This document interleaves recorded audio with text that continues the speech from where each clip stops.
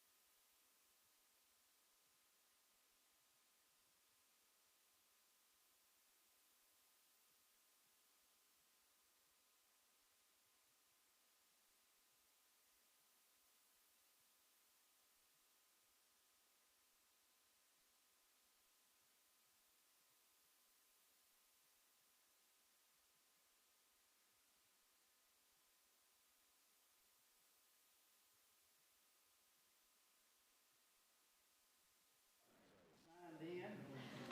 Hopefully that's going to. 2 minutes after. Let me tell you a few things right off.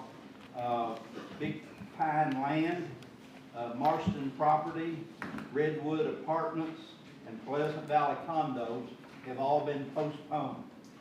If you're here to hear any of those, there's no need waiting around. We're not going to hear those tonight. Okay?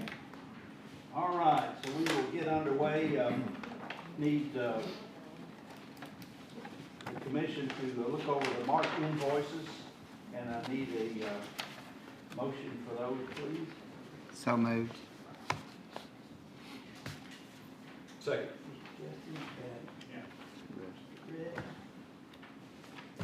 All in favor, say aye. Aye. All opposed?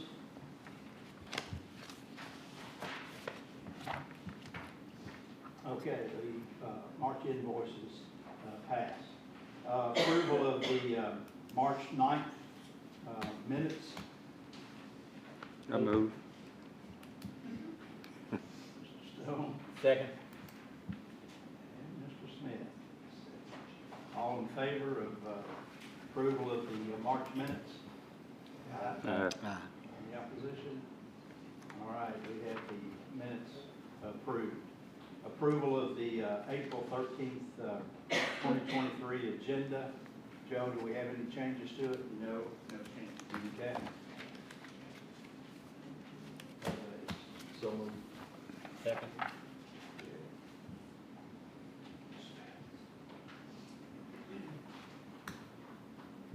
All in favor, say aye.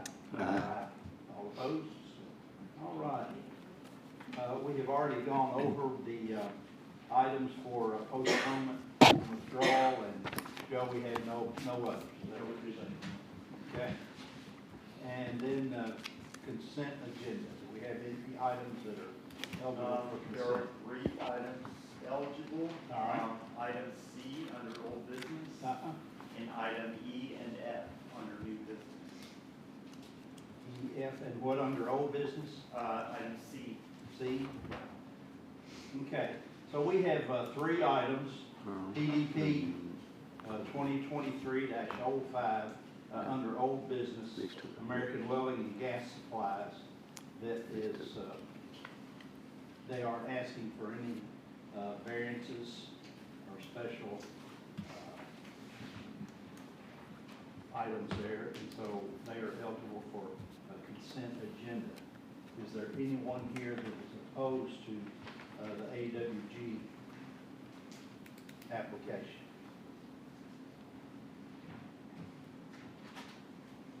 Okay. Then I'll need a motion and a second. Make a motion.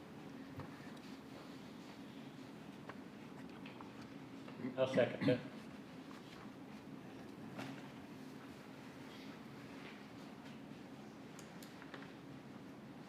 All right.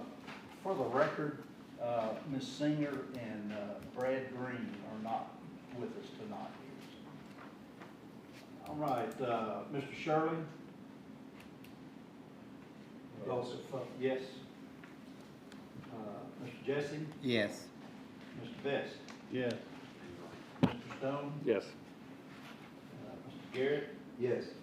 All right, Brad's not here. Dan Smith? Yes. Okay, and the chair votes yes to approve PDP 2023-05 at AWG. Is there someone here representing them? If you will come up and see Mr. Perkins, he'll get the paperwork done. The next item for consent agenda is FSP 2023-08, the Harmel Estate. It's a final subdivision plat to subdivide one 5.52 acre parcel from a farm measuring 23.99 acres located at 482 Double Culvert Road. Again, that one can be voted on by consent unless there's anyone here opposing that. Is there anyone here that is opposed to that development?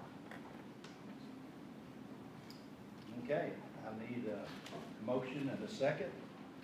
Make a motion to FSP 2023-08. Second.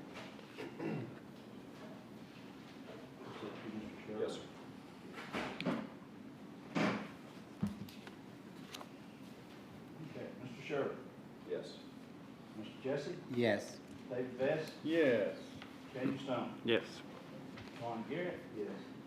Brad is not here. Dan Smith? Yes. And the vote, the chair votes yes. Okay, representatives from the Arnold Estate. Okay, if you will come and see Mr. Perkins. Get that done. And the next one is FSP 2023-09, the Courtney Estate, final subdivision plat to subdivide a 17.05 acre tract into 3 parcels located at 2603 to 2630 Weisenberger Mill Road. Is there anyone here that is opposed to that development or would like to hear it? All right, so we've got that. Oh, wait a minute. No. You We've did got that. one. I think, They would like sir, to did hear- you want to speak? Yes, Okay. yeah. All right. Well, then let's, we have all the old business taken care of, and the Courtney property is the next one in line to be heard.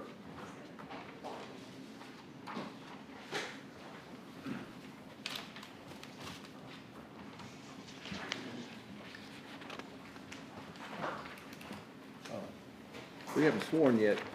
Oh, Mr. Chairman. Sorry about that. Everyone signed in to speak. If you can stand, raise your right hand, please. Do you swear or affirm the statement you're to give tonight to be the truth, to the best of your information and belief? Yes. Thank you.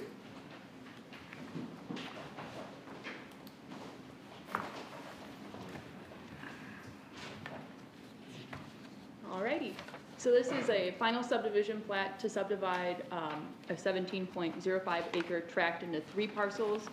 We previously had seen this plat come in May of last year, looking to subdivide the larger whole into 5 parcels. This is kind of the remainder piece that was kind of the largest piece formed, and now they're returning for further subdivision of the tract. Zoned A1 agricultural, located off of Weisenberger Mill. And yeah. So this is an aerial of the property here. To the south of the Elkhorn is Woodford County, to the north is Scott County. And they're looking to kind of create 3 lots there with some shared entrances and other items. That's the floodplain since it is on that creek, I felt it was important to note it. So I've kind of color-coded stuff here. I get a little bit excited about that. So pretty much what they're looking to do is form 3 tracts, 5A through C, 5A being the rearmost without road frontage, but it does have an access easement through parcels 5C and 5B to 5A. And then parcels 5B and 5C both have road frontages, and they both have access through the it's noted in purple, but that shared access easement to 5A, as well as on their shared north property line, they also have a shared entrance for both of them and their benefits. The shared entrance for the 5B and 5C is a proposed entrance. The shared entrance for 5A, B, and C is an existing entrance. I also wanted to note that on the northwest corner, there's an existing family cemetery, and that kind of access easement to 5A and all through 5B and C will be also used to serve and allow for the cemetery to be continued in use. Overall, though, it meets all of our regulations for size and access and all those items. There is buildable land despite having a pretty notable amount of floodplain on the property, and they have done some kind of clearing and improvements to the property overall. Staff recommends approval of the the final subdivision plat subject to 6 conditions. They adhere to our regulations set forth by our office. They do all their kind of amendment and normal processes.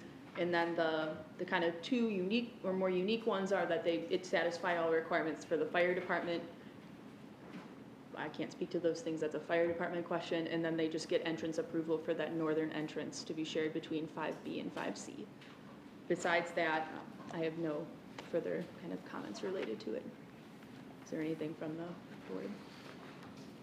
Are there any questions for Elise from the commission? Those entrances don't have to be approved by another agency. No, those are Okay. county maintained roads, so it's the county road superintendent that goes out and reviews those. Okay. Is there someone here representing the Courtney estate?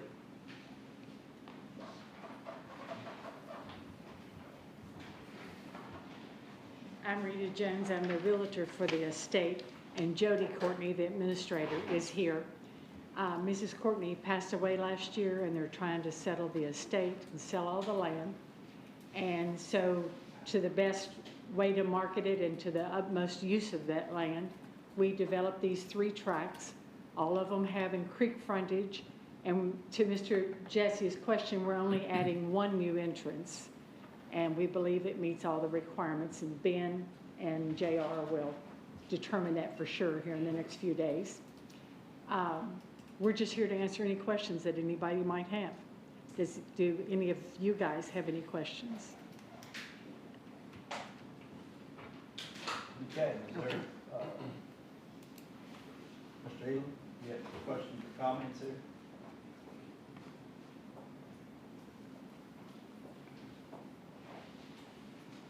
State your name and address, please. Yes, I'm Douglas Elam.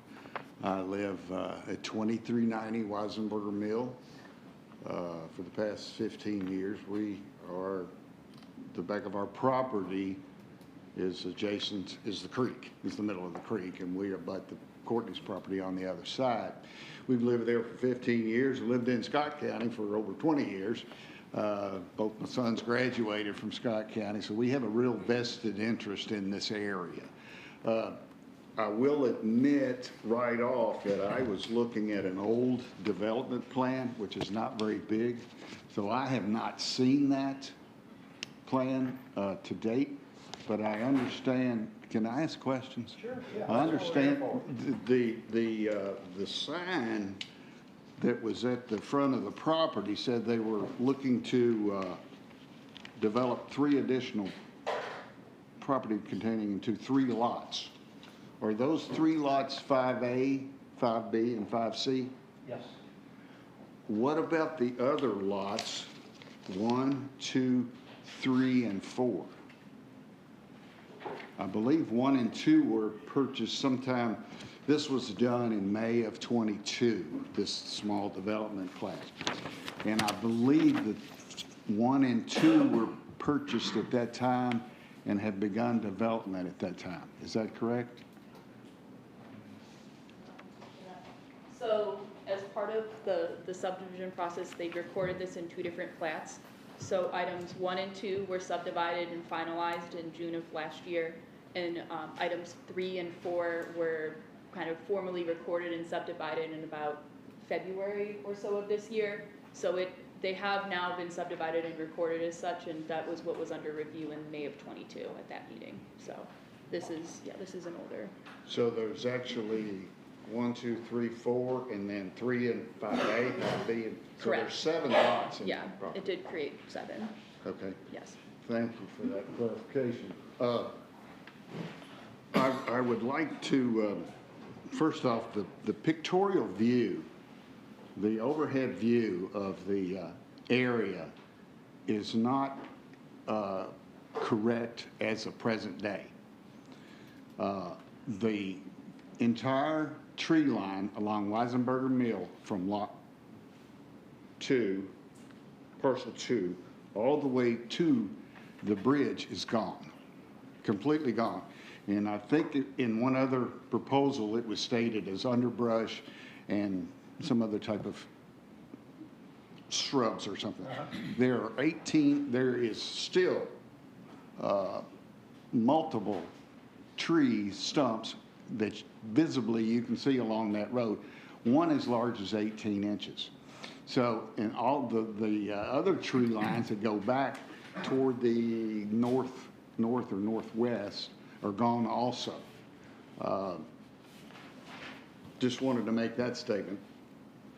And I don't know if that's state property line or state easement or county easement, but it has totally changed the character of that road. If you're familiar with that road at all, it's totally changed the character.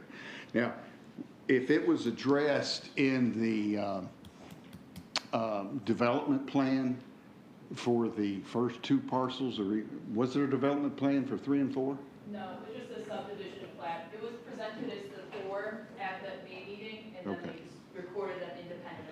Did it address any of the vegetation or shrubbery or any buffer zones or any of that at that time?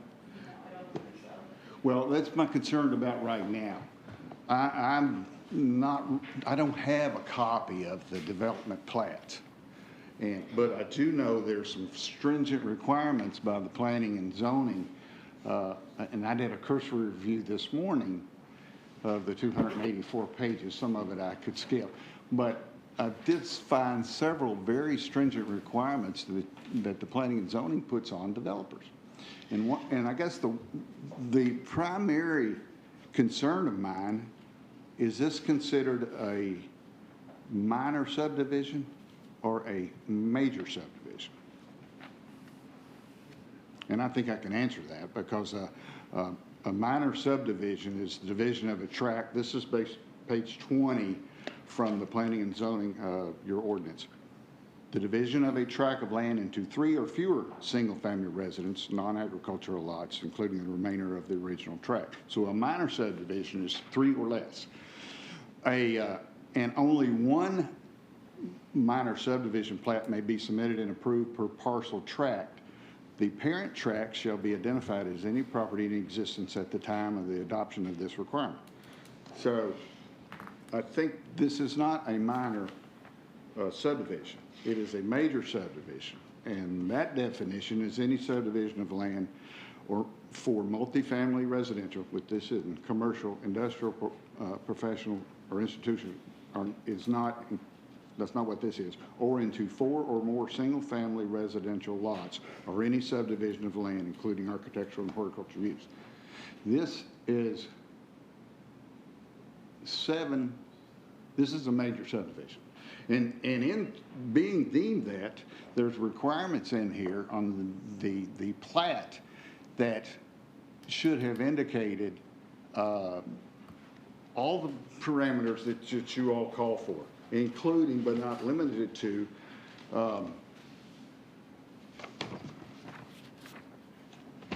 vicinity scale.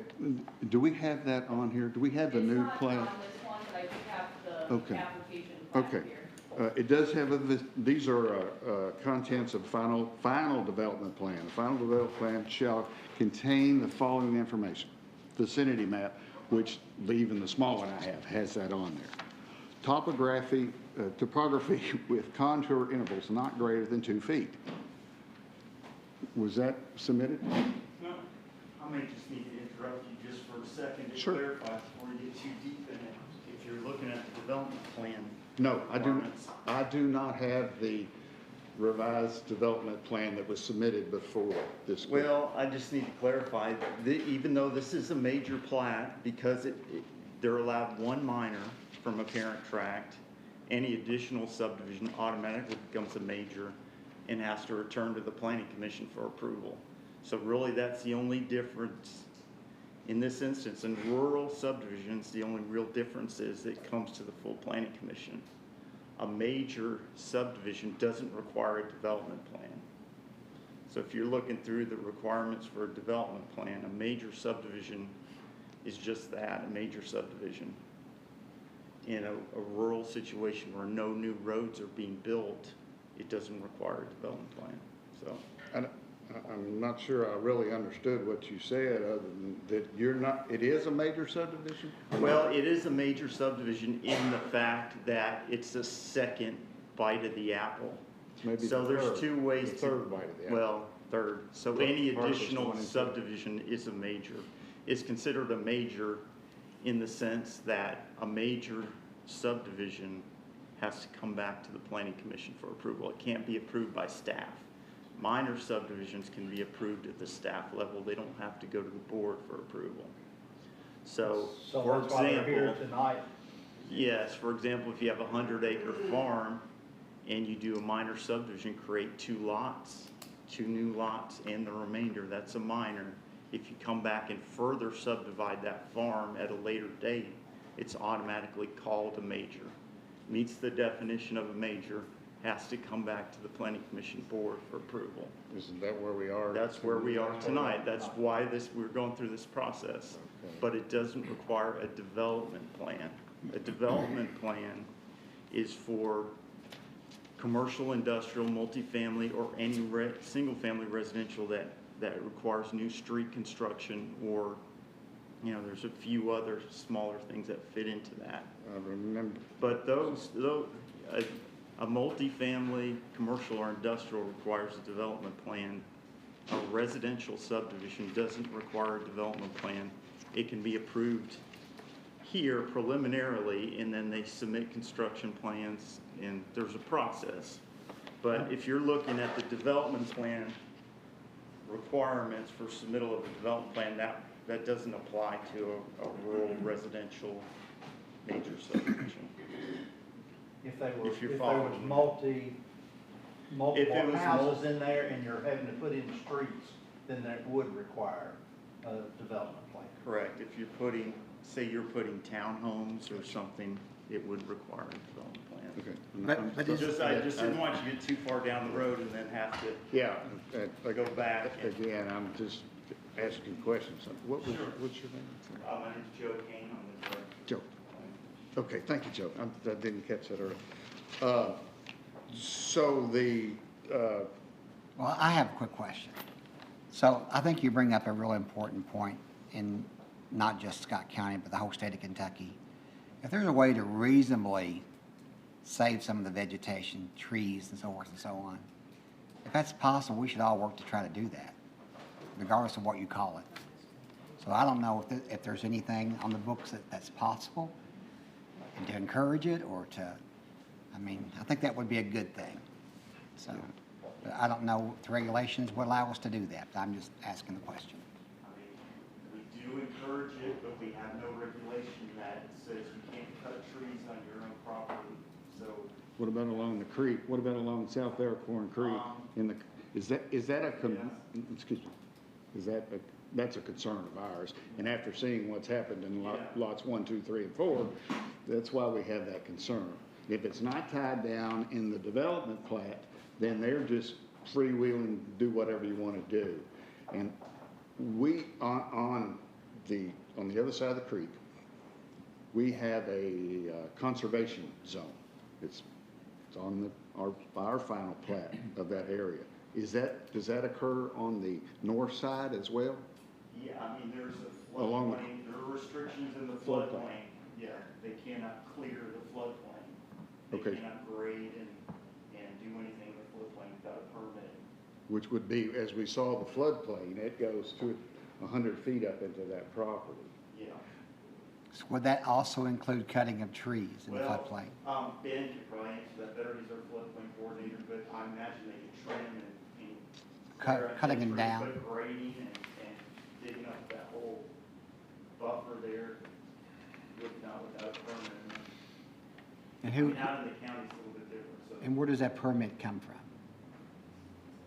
Which permit? The permit to do the floodplain that Joe was just talking about, who would issue that permit? So I'm not aware that you'd have to get a permit to cut down trees in the floodplain. We have regulations that require a buffer along the stream. This is an ag, that would be for development or other things. This is an ag subdivision. It's remaining ag property. So this is somebody's farm. They would not have to come get a permit from me to clear trees on their property down there. So there is no, I'm not sure what it's called in Woodford County, what the protection is, but I'm not aware. Yeah, I'm not aware of anything we have in Scott County that would prevent that, so. Besides the white buffer. It is, but unless this was rezoned conservation easement or something, I don't know how that would apply. That is, if somebody's going for a rezoning, it would be, we would ask them to make it conservation easement, so. But not as a rural landowner, I don't think they would have to do anything to cut the trees. Not from me, I'm not aware of, no. So could the Scott County Physical Court, for example, not, can't do nothing about this tonight, but if the Scott County Fiscal Court would come up with a plan for this in the future, it is possible to have such a plan where you would have to, Yeah, I mean, I would say we could adopt more stringent riparian buffers. I think it's very unlikely, that we get approved some regulation to not allow tree cutting in rural areas.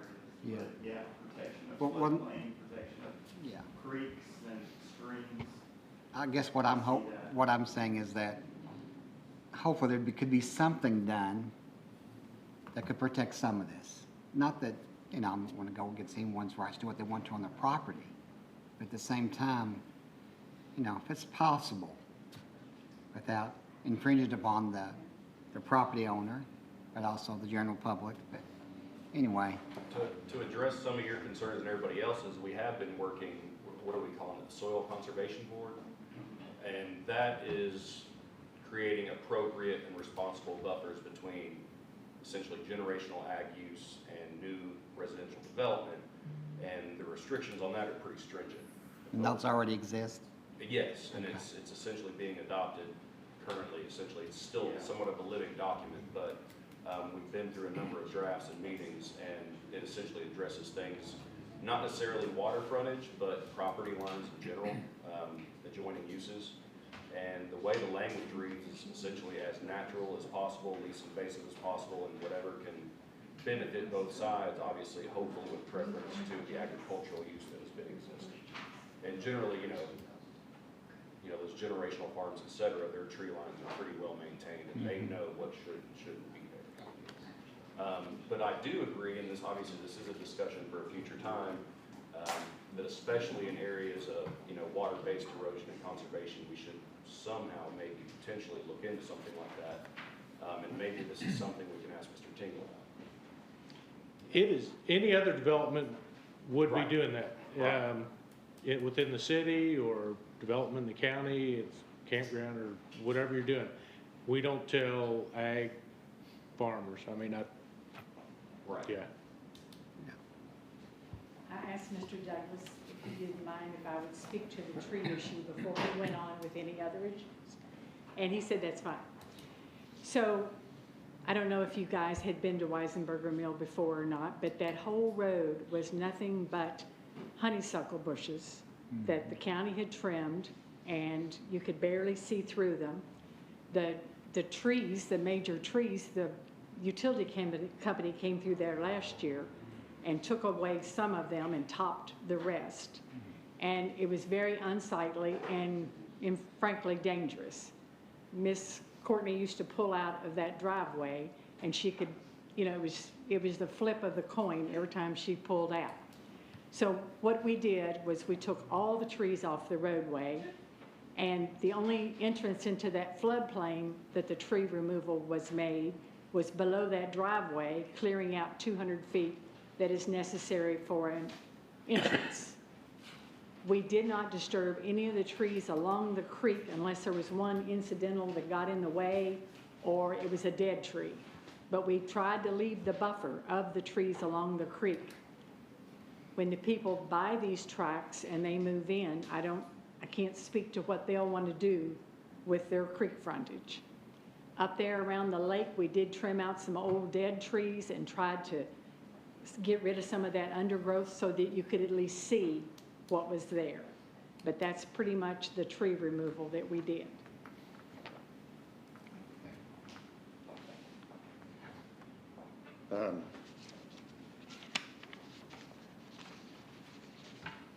Regarding the Woodford County issue, on the final development plat that was submitted, there were two references, one for the conservation area that referenced tree cutting along the Elkhorn Creek. There was a separate notation on that final development plat that also dealt with should maintain every effort possible not to take out any trees along the South Elkhorn Creek. So that's how they addressed it at that time.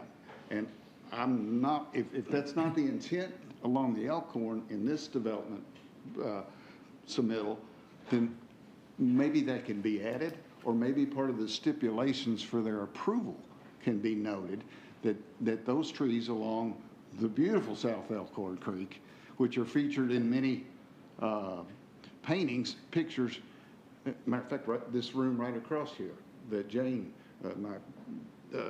did is a picture, one of the pictures along the Elkhorn. It's a historic preservation and an environmental issue. Now, for a point of reference, I want to show you where I live. And by the way, we are not opposed to this development for single-family residential use. We think it's compatible with the area that completely surrounds, with the exception of an 1834 built Weisenberger mill. But we think it's completely compatible with the surrounding residential properties. Our home is right here. This is our property right there.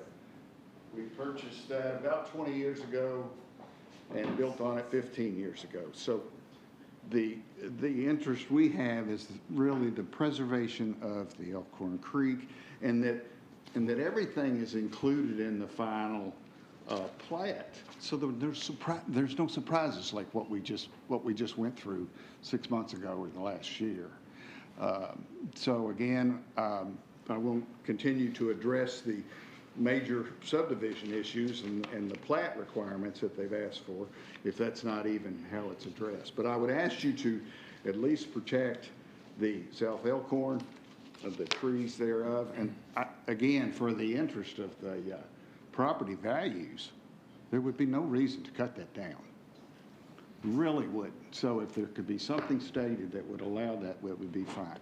And again, we think it's very compatible with the surrounding areas, and I just appreciate your all's time. And if you have any questions. I think you fortunately have brought up something that this community needs to address in a more formal way. Based on what we've heard here, there's not a whole lot that can be done about these specific trees that you're talking about. It doesn't mean highly suggest, but at the end, there's really, my understanding, no regulation that would prevent that from happening. And not unless it was already standing county ordinance. Even if we were to say something, I don't know that it would be enforceable, because we're just talking essentially about property lines in this application, not necessarily can you build a house, where's the house, what are you doing, other than floodplain grading. And even then, I mean, even if it were in the deed, you know, as like a deed restriction, you know, maybe, but unless it was county ordinance, you know, and that's all outside of our boundaries. But to your point and your point, maybe this is something the Soil Conservation Board would be willing to take on once they progress past their zoning uses measures. Sounds like we need to visit the planning, you know, some planning things that it's beyond the scope of, you know, this is a regulation that would be at the county level, right, the government level. I mean, yeah, we put it into zoning. Yeah.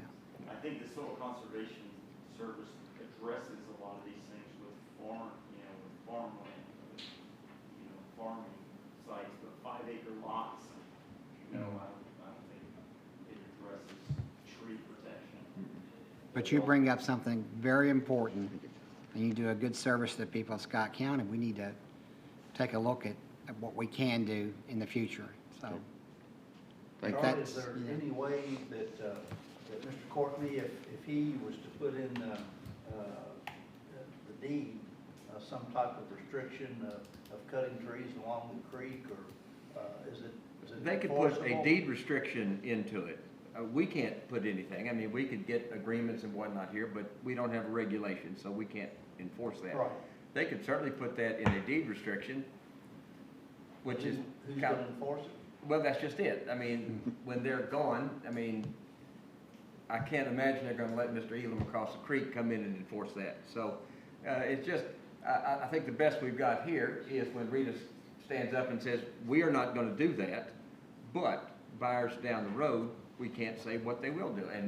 And we can't say that either. Right. Even though I assure you, far more than the majority of the people in this room totally agree with you. I'd love to see the creek stay exactly like it is. But we don't have a rule for that. As Joe pointed out, we have rules about what to do between uses of property. We're working on them between farming and new residential development. But as far as creek views and creek preservation, and we have nothing on that, and we have no authority there. Would Fish and Wildlife, I'm just throwing that, do they have any purview? Fish and Wildlife, as I understand it, has an effective easement all along. Now, what, certainly Elkhorn, I don't know what other, but certainly Elkhorn. Whether they've got some kind of rules, I'm not aware of them enforcing that kind of thing. I've seen places where they share it, and I've seen places where it grows up in the jungle and you can't even see what's behind it. So I doubt they do, but they may, because they do in fact have basically a state granted easement for all the, at least the navigable streams, which of course Elkhorn is. Yes.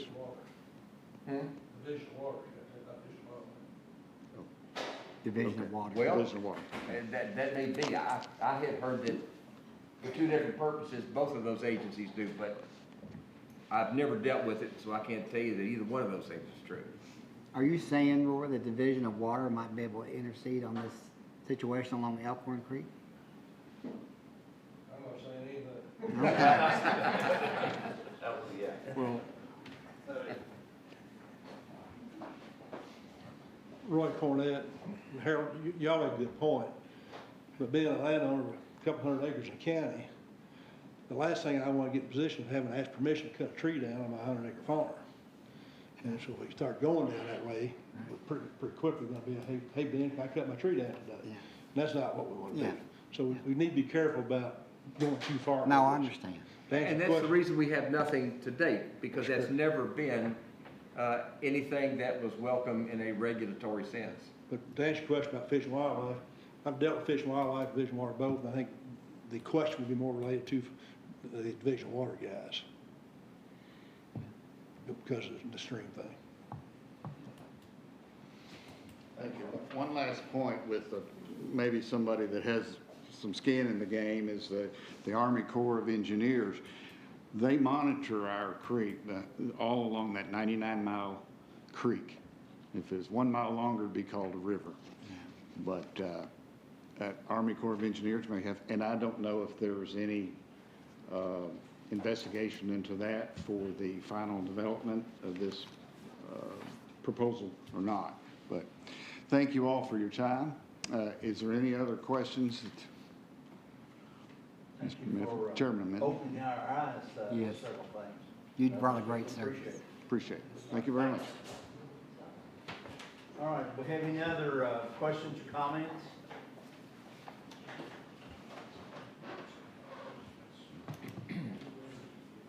Lisa, I've got everything for you.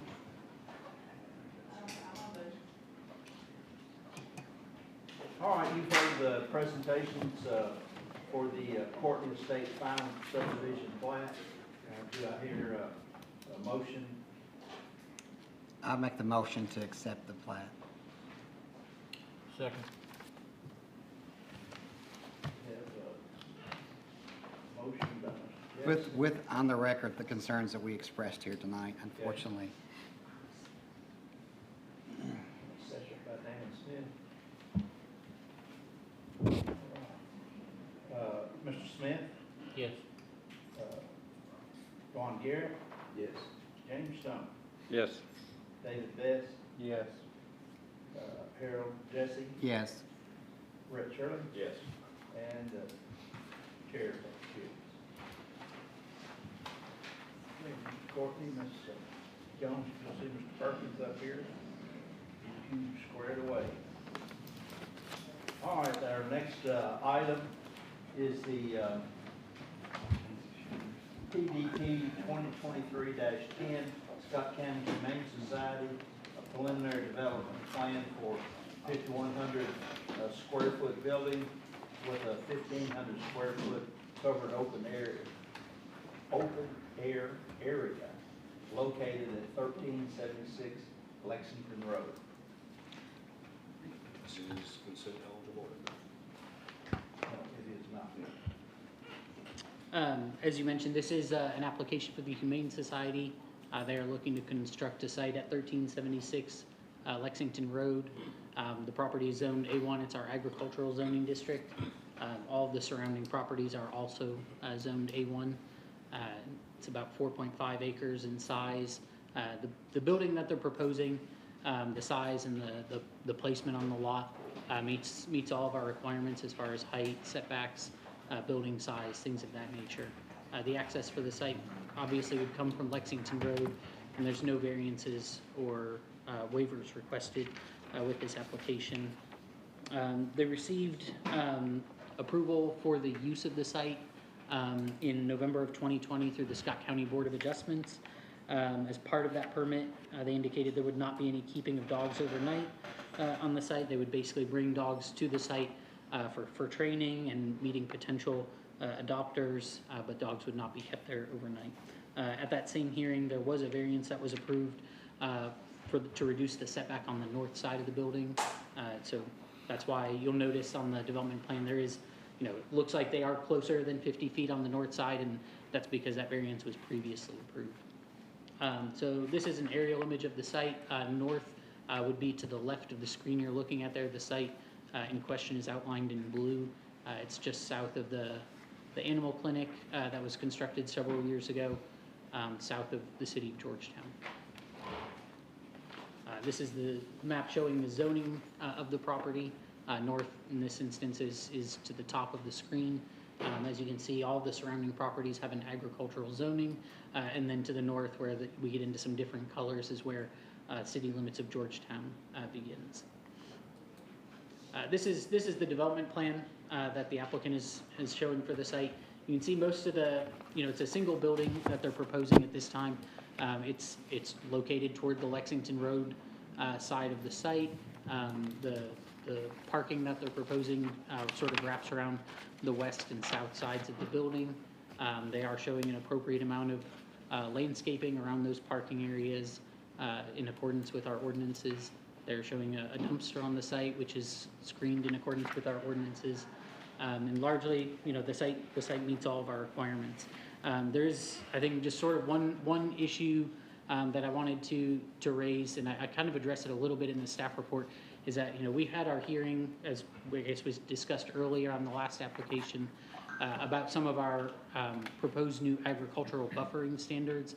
And some of that was an issue that was also raised at the time they went to the County Board of Adjustments for their conditional use permit. But I guess it's maybe a little bit more poignant now that we have the Planning Commission has recommended approval of some regulations that would require fencing along the south and east sides of this site, since they had a conditional use permit approved. But maybe there's some question, just because that has not yet been adopted by fiscal court, although I imagine that it will be adopted within the coming weeks or months. So I guess I do have a question, I guess, maybe for Charlie, just to, I guess, help to clarify for, I guess, staff and the applicant, I guess. If the regulation is not in place today, my understanding is we could not require them to show that fence on this development plan, but if that becomes ordinance between now and the approval of their construction plans, is that fencing required then? It may not be as tricky or prickly a question in this situation as it usually is, since it's already in the works, at least in the process of being adopted. The basic rule, I believe, is, well, number one, what's in effect now is what affects tonight. Now, if they do nothing with their plan for some period of time, and I mean literally nearly nothing, and in the meantime that ordinance amendment is adopted, then they begin to do something. In other words, they don't have some significant investment of having gone forward, then the new reg can be applied. Most of the cases, however, are something's come up and no, they've already gone out and spent, a significant amount. I'm not going to say a number because those kind of fluctuate. And then agencies or neighbors wish to impose those new standards. Well, they were approved without that new standard, and they have basically relied on that new standard, and they've started their development. we can't then go back and retrofit some other. Now, in this one, since it's in process, there may not be some significant investment to get going in reliance on this plan, in which case we may be able to come back and now say, no, you need to update. That's an issue. Of course, I've only been here 40 years or so, but we haven't had that issue yet. So we'll kind of play that by ear. But again, no significant investment, new regulation, that's a real possibility. Okay. I just wanted some clarification going forward for the applicant as well. Ultimately, I find that their application and their preliminary development plan does meet the requirements of our regulations. I'm recommending approval of the application with the 8 conditions that are in the staff report, almost all of which are just standard conditions that we apply to all development plans. The only one that's a little bit different is condition 8, just reminding them that they still need to abide by the conditions of their conditional use permit from 2020. That's all that I had. Anybody have any questions for Matt?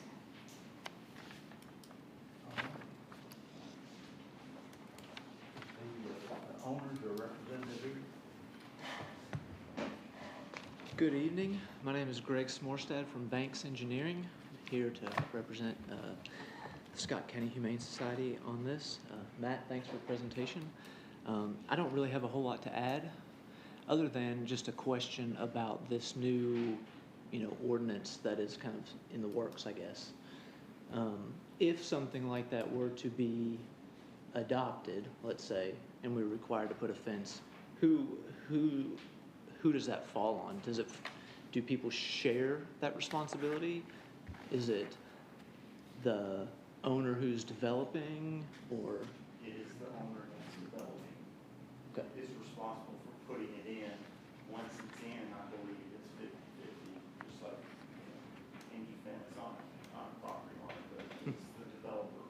Okay. But so as of tonight, I guess since that ordinance isn't part of, It's not part of this, no, not as then, of tonight. then as of tonight, we're not required to do anything with fencing. Is that correct?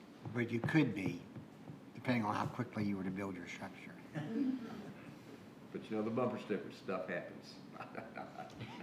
It's on Don't the know. agenda for next meeting. At the city, it's going to the city on the 24th. County, probably the first meeting in November, so. In when? Say, what? Please, it's, I'm still functioning. yeah, days are moving too quick, so slow it down, fella. So you'd have to build very quickly to avoid that. So with Potential. this being A1 and the property next to it is A1, That's why nothing's required now, okay. because we don't Yeah. require that. And we've never required that.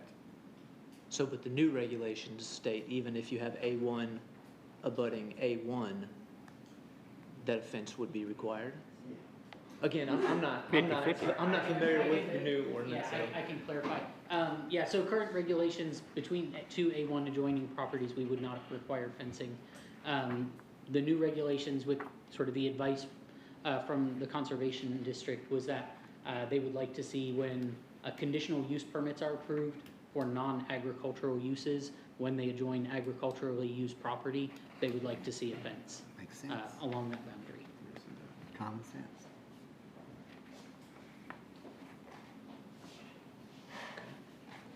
Does that confuse you even more, Greg?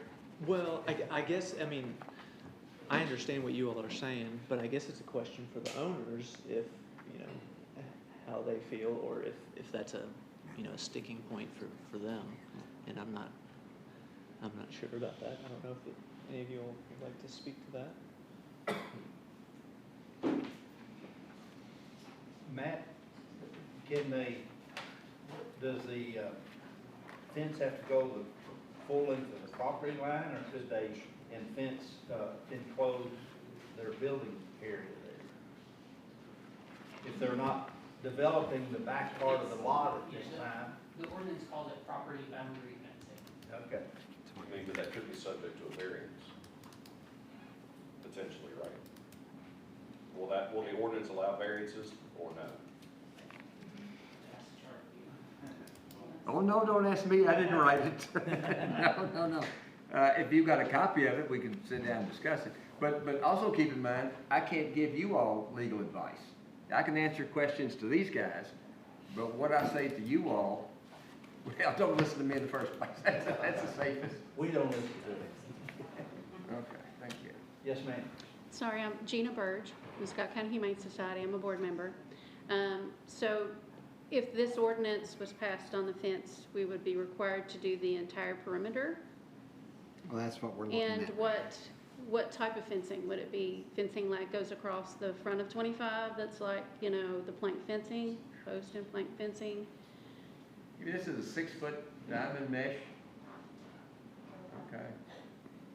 I mean, that could It's be a wire fairly fence, expensive right? for 4.5 acres. It's a wire fence. It's a wire But it's a fence. diamond mesh, it's not, you know, I don't even know what they call that anymore. Field fence. Regular farm fence. Open wire, underneath. Yeah, that's right, yeah, it's not that. This is the diamond fence. Yeah. You can't get it on the factory broke down. Don't complicate this. It would be for this property, it would be the southern side and the eastern side. It wouldn't apply to your boundary with the animal clinic or the Lexington Road side. Okay, thank you. So I guess just one other thing, I don't know if I've ever run into a situation where, you know, an ordinance isn't approved, but we get our plan approved and then retroactively we have something like this applied to our site. I think that's just a little bit new to me, and I don't. That's why I was wanting clarification. It does not come up very often. Yeah. But that is the case, that even though they've gone this far in the process before they're final, you know, potentially, not necessarily next week, but 1st of May would be the drop dead date potentially? Less than assuming it were 30. passed then? Yeah, less than 30 days. Keep in mind, as I said earlier, I haven't read a case that has this kind of situation where an amendment to the ordinance is actually in process. The ones that have actually been reported, they deal with things are adopted and their foundations in the ground. Or, you know, they've done, you know, thousands of excavation or, you know, whatever, put in utilities. No, they do not have to go back and retrofit to fit whatever the new regulation is. There's language in there from which we would then need to divine what do you do in this situation. And I assure you, I would rather read that and think about it, tell you all about it, and not give any legal advice to these folks. Number one, I'm not supposed to, and number two, I can't do that. So could we delay this decision by 30 days then if we so choose then to wait till this all? Oh, yes, you probably can do that. But if I may, I've got a question. When land zoned anything except A1, isn't this A1? Last paragraph. Yeah, the last paragraph on it is the relevant part. Approved, okay, all right. So it goes all the way one way and then it comes back and says, oh, wait a minute, accept that. All right, I got you. Maybe you should read that to us, so we see what you're reading. Well, the basic rule is stated, if you're an A1 and you abut A1, you don't have to do these things. But then it says, property boundary fencing is described above, and that's the 6-foot diamond mesh or equivalent, no climb wire, shall be required for all parcels adjoining A1 zoned land, even though it doesn't say it this explicitly, but I'm assuming even though this is also A1 zone land, regardless of the subject property, regardless of this property zoning, so whether it's A1 or anything else, when there is an approved change of use, either through the conditional use, variance, or development plan approval process to a use other than agricultural or single-family residential use. And while I'm not giving anybody any legal advice, this is an ag conditional use. So this says other than an ag use. Well, this is in the ag ordinance as in a conditional use. So that is an ag use, maybe. Anyway, so now you see why I don't want to give any of you people any legal advice. Yeah, really.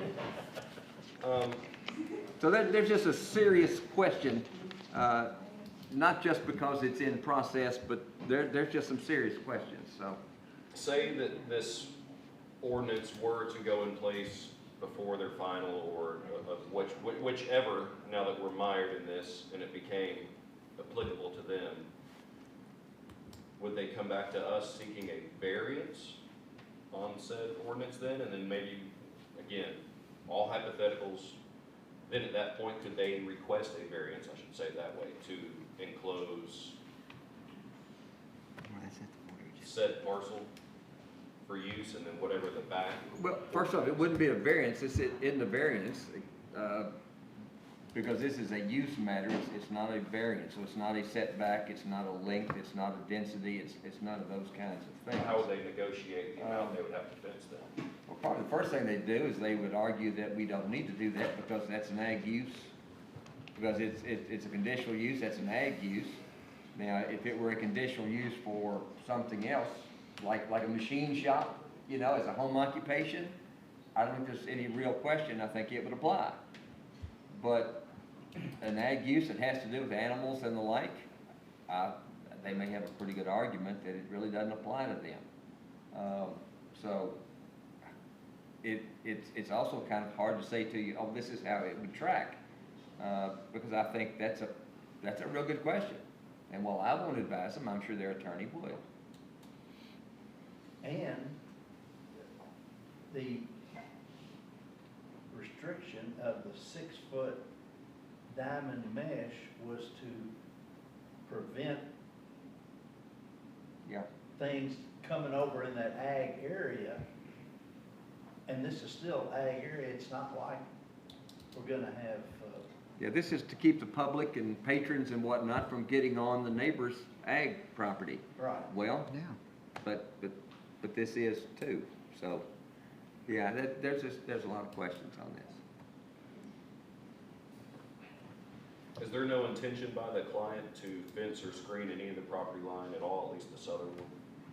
Right. It doesn't show anything on it. Right. And I'm not coming down here, I'm just asking for Right, clarification. the plan is to enclose the area to the north side, right, to have where the dog runs are, yes. Right, yeah, and then To you've have got, protective area for dog run there. and then you've got your typical screening around Correct. parking and building, et cetera, what have you. Is that just landscaping, just It- bushes and whatnot there? It's not any type of Correct, knee wall fence or anything of that nature?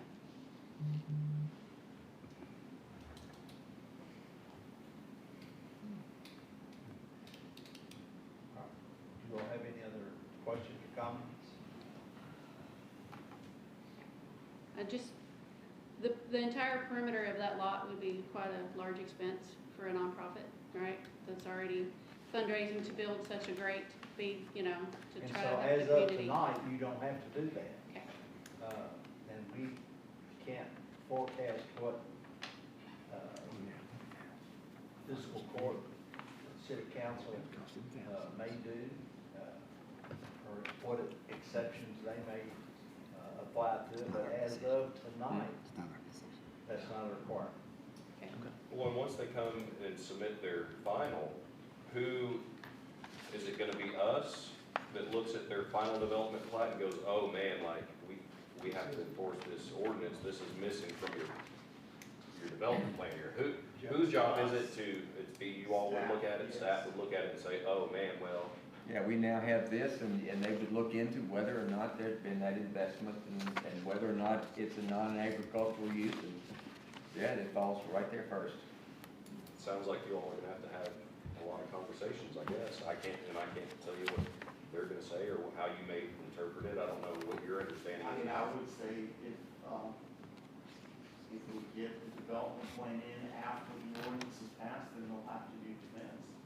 And I would say they could request to come come back to the planning commission for an amended development plan without it and ask for a waiver.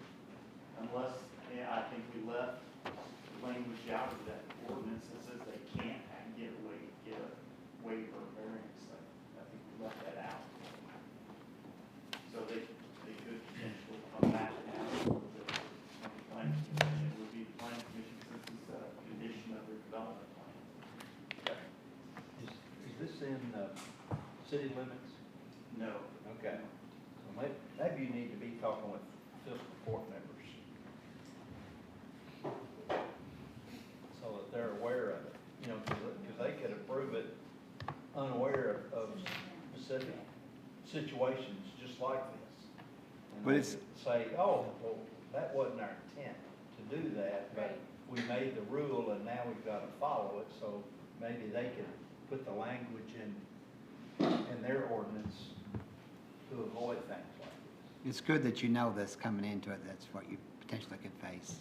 Okay, thank you. Thank you. Thank you. So, yeah, I don't have anything further. All right, um, thank you. but Appreciate your time. All right, so we have heard from Humane Society for PDP 2023-10. Do I have Yes, sir, I'm sorry. We don't have the list of these. Thank you. I'm Roger Quarles. I'm at 1689 Lemons Mill Road, and I am the adjoining landowner to this property. I didn't object to it when they went for the variance to be on this property, but I am here about the fence. I sat on that committee that helped form up that thing. It's disturbing, but here we are, the first thing to talk about, we're already trying to avoid it. But, you know, the place that they're going to have out there is going to have animals. They're not farm animals. The land is ruined for agricultural use forever, and there are animals, and there's going to be escapes from there. The dog hotel next door has already had one incident that we know about of escapes, and those folks just chased over to my land with cars and people and so forth, looking for the lost dog, and I think it was found. But there are going to be escapes. I mean, when you have animals, they're just going to be, there's something's going to happen. So if we put in the 6-foot no-climb fence, that will take care of this problem, because the fence is going to be so tall or something. And it's no climb, it's not diamond mesh, or it doesn't have to be diamond mesh, but it'll be no climb fence, and that's the whole reason that we worked on this project. So I would encourage, I thought you all had the authority to say something tonight, but if you don't, you don't, I guess. But certainly, I think it's disturbing to have neighbors wanting to come in and avoid some responsibilities, is what I'm saying. It seemed like they'd want to be good neighbors and put in the fence. Beyond that, I don't have an objection to the process other than the fence. And the fence would cost probably barely over 1% of what their development is going to cost, barely over 1%. And I don't think that that's an insurmountable cost. Sir, what would that number be? Probably around $10,000. Okay.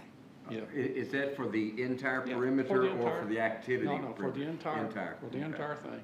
And it's the fence that's going to be there for the next 50 years.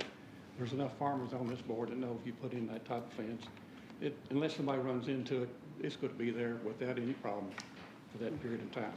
But for something that's going to be less than, maybe around 1%, maybe not even that much, of the entire development cost, I don't think that's an unreasonable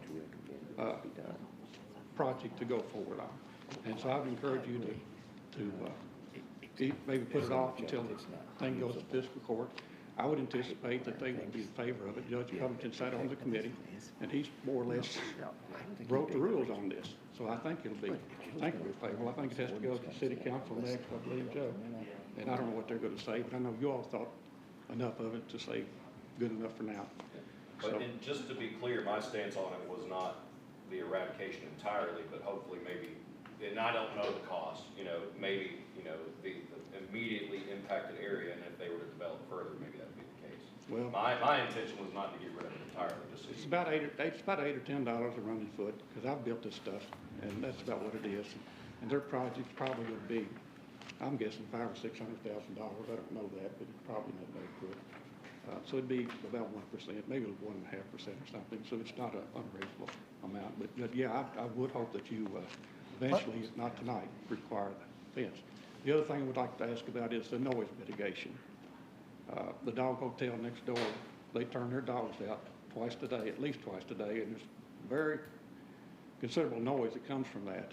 And of course, animals, dogs are going to make some noise, so I'd ask that they keep their activities, say, before 5 o'clock in the evening or something like that.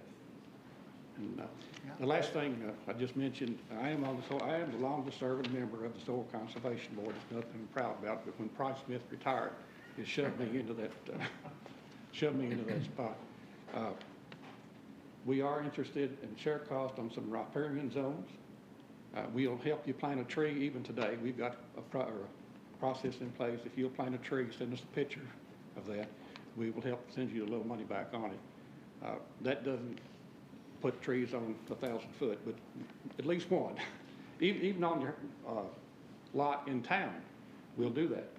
If you want to plant a tree and send us a picture and your receipt, we'll send you a little money back on that. But yeah, if y'all have interest in working on some language in riparian zones, we'd be happy to pass that along. Mr. Quarles, just, Yes, sir. I don't know if you've heard, but in 2020, the Board of Adjustment approved conditional use that they won't keep any animals out there overnight. So after, I don't know what time, 4 or 5 o'clock in the afternoon, Well, they'll all be gone anyway. Well, I'm just saying, if they could cease their outdoor activities, if they want to keep them inside, that's where I'm not going to hear it, that's fine. Yeah. Okay. All right, thank you. A point of clarification. Thank you, Mr. Quarles, but I have just 2 questions. If anyone is familiar with Elizabethtown, Kentucky, they have a animal operation in the middle of their town, and it does serve a great service, but there is a considerable amount of noise, so it does happen. So, but I think they've addressed that by saying that, what time was it the dogs are going to be gone to, what did you say? What time was that? They're not going to be there overnight. Correct, they're not gonna be there overnight. Normal operation time is, open time is noon to 5:30. We do have, meet and greets sometimes scheduled after hours. But on the weekend, those are generally inside in a meet and greet room. On rare occasions, they might be out in the yard if they need to meet with another animal as a meet and greet area, but it would be minimal. Yeah, and that's good that you've addressed that, but Mr. Quarles, you're right. I've seen that happen many times. I've been in Elizabethtown and heard that for myself, so it is a considerable amount of noise after a certain period of time that, if you're the neighbor, that wouldn't be such a good thing. So, but I think they have also worked trying to be good neighbors by limiting those times. And then as far as the fencing, I'm still going around and around. So I guess at this point, we have no authority about the fencing. Is that right? We cannot make it as a conditional use of this. It's not Okay. part of the I ordinance got it. right tonight. But this is preliminary, and a final will have to come back, and by that time, it appears it will be. Well, So there's no confusion, Joe. What you're saying is that, just so they understand, and their engineer understands, that more than likely, they would be required to put this fence up. Is that right? Yes, that's right. Okay. So as we all go into this understanding what that looks like. Okay. Thank you, Mr. Quarles. Thank you. Thank both of you. Yes. I didn't mean to overlook you, Mr. Quarles, there, just, got going there. Is there anyone else that would like to speak? All right. Do I hear a motion of any sort for PDP 2023-10 for the Scott County Humane Society?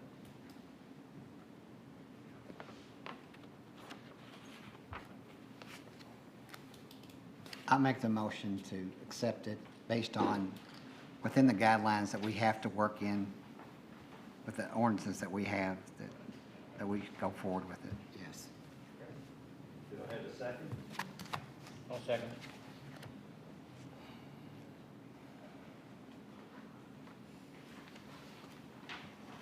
All right, I have a motion and a second to approve preliminary development plan for the Scott County Humane Society. Brett Shirley, Yes. Mr. Jesse, Yes. Mr. Best? Yes. James Stone? No. Mr. Garrett? Yes. Here, Dan Smith? Yes. And the chair will vote yes. All right. Thank you. You'll come up here and see Mr. Perkins, get your paper signed. Good luck to you. All right. Next item on the agenda is PDP 2023-11, MLS Tire Sports, final development plan, 47,075 square foot commercial building with 24,000 square foot future expansion on 41.66 acres of land located at the northeast corner of Cherry Blossom Drive and Cynthiana Road. All right, this is a request for preliminary development plan approval for a site that was rezoned B5 B5 planned commercial park and C1 conservation on Cynthiana Road, just east of the Toyota plant. This is the site here. It's between Barkley Meadows subdivision, Lanes Run Business Park, the Toyota plant, and then Pleasant Valley subdivision across the street to the south. And then there's a small mini storage development on Cynthiana Road directly south. This is the site. It's partially wooded, a little bit overgrown, but and a lot of floodplain along Cherry Blossom Way. It drains, basically, the land drains. It's part of Lanes Run watershed, drains through the business park, through Barkley Meadows, and kind of through this site and along the Cherry Blossom Way drainage area to the left there on the aerial. It is a 47,075 square foot main building with a future storage building to the west. That's not going to be built as phase one, and they're going to leave that as a fenced kind of storage area, and they're intending to gravel that, store equipment, and vehicles that they're going to be selling in that enclosed area. There are two entrances. So the main entrance is from Cynthiana Road. You can kind of see it on the bottom of the screen there. It serves the main parking area, which is south of the building, and then the drive kind of circulates around the building. The loading and unloading is in the rear, and then there's a connection to the north to, I believe that's Barkley Drive or Barkley Lane. So the B5 district is our planned commercial district, so it has some special kind of additional standards in it, performance standards we call them. It has additional landscaping and setbacks from any residential areas. So to the north, the corner adjoins Barkley Meadows subdivision for about half the frontage on Barkley Lane.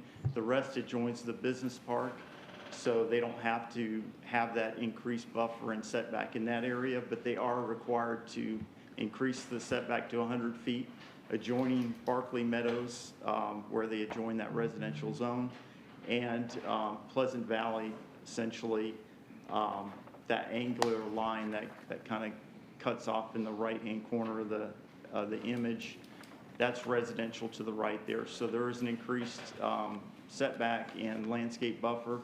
They are showing that setback and buffer, so they do meet those requirements. Additionally, in the B5, you can't face your loading and unloading area to any front yard, so it has to be in the side or rear yard. Because we measure front yards off public road frontages, that property line to the north or to the top in the image is a front setback. So it's basically a triple frontage lot. So Cherry Blossom Way, that would be a front yard, that area. Barkley Meadows, that's a front yard. And Cynthiana, that frontage is a front yard. So they're needing a variance to allow that loading and unloading in the front yard. They also need a variance to put down that gravel and use gravel as storage in that fence kind of enclosure around that future building. And they need an additional variance for sidewalks.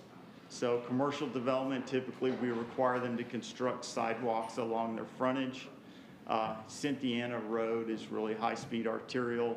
There's no sidewalks along Cynthiana Road. If there is a sidewalk or is a pedestrian walkway or sidewalk of some kind, it'll probably be a multi-use path at some point in the future along Cynthiana. It won't be sidewalks. So we're in support of that variance as well to the sidewalks. Barclay Lane was constructed with sidewalks on one side, just that residential side. So the south side doesn't have sidewalks currently. It has a drainage, kind of a drainage ditch. So we're okay with no sidewalks there as well. So the development plan in general meets all our requirements other than those 3 variance requests, and we are in support of those 3 variances. They're showing enough landscaping, all the appropriate landscape buffers. They're showing enough parking based on their calculation of number of employees on maximum shift and number of customers, at max time. So we think the parking is enough to serve the use. So we are recommending approval with the one stipulation that, or the one issue we really have is that truck and delivery circulation through that back connection to Barclay Lane, because Barclay Lane's built as a residential road, and it narrows down kind of beyond the connection to Barclay Meadows subdivision to a rural road section around that wraps around to the business park. We don't think truck traffic would be really safe if it primarily uses Barclay Lane, which the way this building's oriented, probably a lot of the deliveries are going to come off Barclay Lane, or a lot of the trucks leaving would probably use Barclay Lane. So our recommendation is for approval, but to eliminate that connection to Barclay Lane with this first phase of the development. If they do redevelop this at a later date, that Barclay Lane connection may be necessary just to serve multiple lots. But with this development, with kind of the main entrance already being on Cynthiana that serves the parking for the customers, and with the drive shown around to the back from the main entrance, we think that this development can be served just with this one entrance at this point. They will need to get state approval of that entrance, so an encroachment permit, and the state will require a traffic study with that entrance encroachment permit. And we're recommending also, I guess, in our conditions, that they put at minimum a left turn lane at the entrance just for safety. So as I said, we are recommending approval. There's, I guess, one other condition that I wanted to bring up. They show a trail, like a test trail around the property, and I guess it's an existing trail. I put in a condition here just to limit the noise, and if they don't put the road connection to Barclay Lane, they can kind of leave some of those trees there and supplement the buffer. But I also added a condition that the existing test trail shall be limited to daytime use and shall be modified to remain, so it's the area that they use is at least 500 feet from the residential subdivision. That's just to keep the noise down from that adjacent residential area. We also have a condition in there that's typical when we have commercial next to residential, that they submit a photometric plan, a lighting plan for any outdoor lighting, that lighting is kept on site and doesn't spill over or impact the subdivision to the north. And I think that's it. So we are recommending approval with the 3 variances and the 10 conditions, including the condition that they don't build that connection to Barkley Lane with this first phase of development. Thank you. I have a clarification question about the Barkley Lane with the entrance they proposed. At their last workshop, I think there was a question about there was already some gates that are on that property along Barkley Lane already. So do we have any way to make sure none of those get used and that they strictly use it for now, for this part of the development, just use the Cynthiana Road entrance? I suppose we could add that condition. I think the gate that's further down Barkley, it's where it narrows down, there is a gate back there. They might need it for maintenance of the property back there since it's split by a drainage area. So just to eliminate any commercial use of that gate, but they may need it, you know, What to kind mow of into. enforcement would we have if that got used for other purposes than what you just said? Well, I mean, if it was used for any type of commercial purposes, we could shut that down because it wouldn't have any kind of development plan approval for any commercial uses in that area. So should we like put that more explicitly as one of the reasons, one of the stipulations of approving this, that be spelled out? Well, the number 2 says no new improved driveway connection to Barkley Lane. Those How about- old farm how about connections. existing? But the plan only approves for this commercial purpose, no new improved driveway connection. I'm not so sure we can shut down an old farm entrance, but we can prohibit it from being used as part of a commercial development.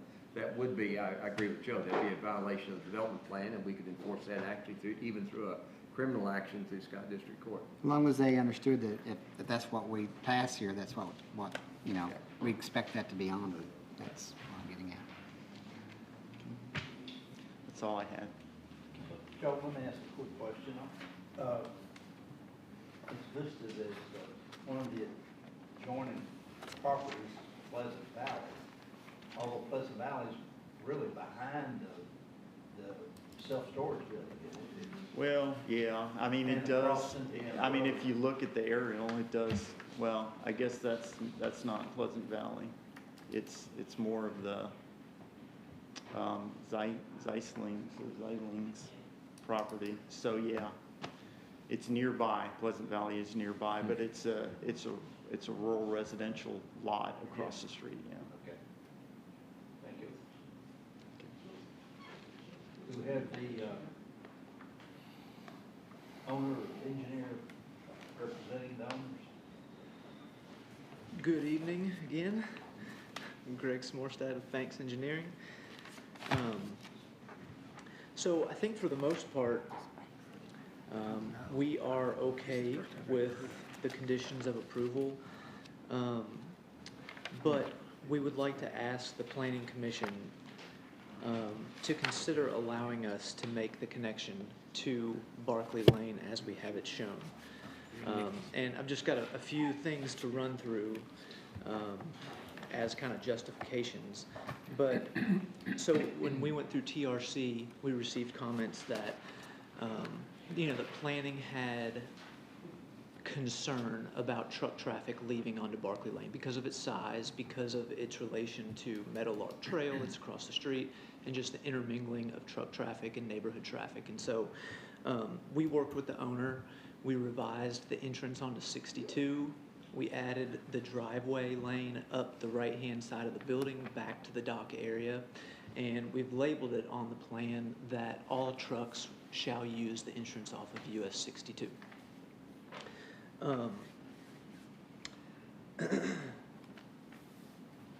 The second thing is the proposed access drive that we have going back there to Barkley Lane. It lines up with the existing Meadowlark Trail, which if we were to make a connection back there, that seems like the logical place that it would need to be. This intersection where we're proposing to connect to Barkley Lane out to the intersection of Barkley and US 62 is about 524 feet away. So I believe we're within, we meet all the subdivision regulations for intersection spacing. and things of that nature. And another thing is, you know, this is a 41-acre piece of property, and the area that we're developing on is only about 10 acres. So when you look at the entire site, you know, we have a pretty minimal development compared to what it could be if we decided we were going to try to develop the entire lot. And really, the traffic numbers that we have done the calculations for this project are only generating 32 peak hour trips. So, you know, if you take that and split it between two entrances, I mean, we're talking about maybe 15 cars in an hour leaving out of an entrance. So we're just not producing a ton of traffic. So I don't think that a traffic concern would really come into play with that entrance. Another thing is where we're proposing to connect that is the improved section of Barclay Lane. So as you go to the west, you know, Barclay Lane really skinnies down to about 12 or 14 feet. But the area that we're proposing to connect to is about 26 feet in width. And so we really feel like having a second entry and exit point to the site is important. You know, if there were ever to be something that happened on US 62 to block the entrance in here, it would just give people another way in and out of the site. And again, we've already stated that we don't plan to allow trucks to use that entrance to Barclay Lane. Like I said, it's stated on the development plan. So we would just like to ask that you all consider taking that off of the conditions of approval.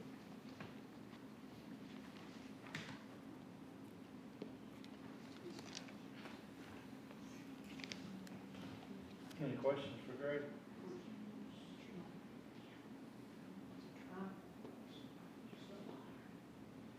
I have a question. I have a question. All right, come up here and Sure. state your name. My name is Pat Mitchum, and I live in Meadowlark, in Barclay Meadows. But my question is, I used to walk down Barclay Lane, and all of the recycle trucks go down that way. There's a big recycling center back there, and they go really fast, and they're really big. And are they still doing that? Are they still taking the recycles down Barclay Lane? Because if they are, it's going to be extremely dangerous, because they are really big, heavy trucks. I don't think MLS Sports is gonna be going down Barclay Lane, Well, that's what he's saying. He wants an entrance off of Barclay Lane. but just into their property right there. Yes, but the recycle trucks come off of Cynthiana Road and down Barclay Lane. They go in that direction from Cynthiana down Barclay Lane to the recycle center. They don't come back out that way, but that's the way they at least were going down. I stopped walking that road because it was so dangerous because of the recycle trucks. Now I just walk the neighborhood. So that's concern that I see is with the recycle trucks, and as well. I don't think we can address anything about recycling. Well, no, I'm saying when you have recycle trucks and you're also having cars, it just kind of could spell disaster. Thank you. Anyone else have comments or questions?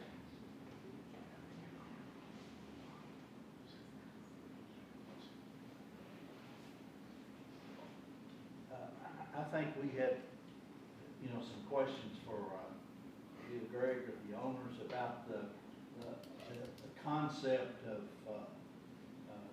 of the use of that lot there. Why do you need the Barclay Lane? Are you gonna be using it just from that entrance out to Cynthiana Road?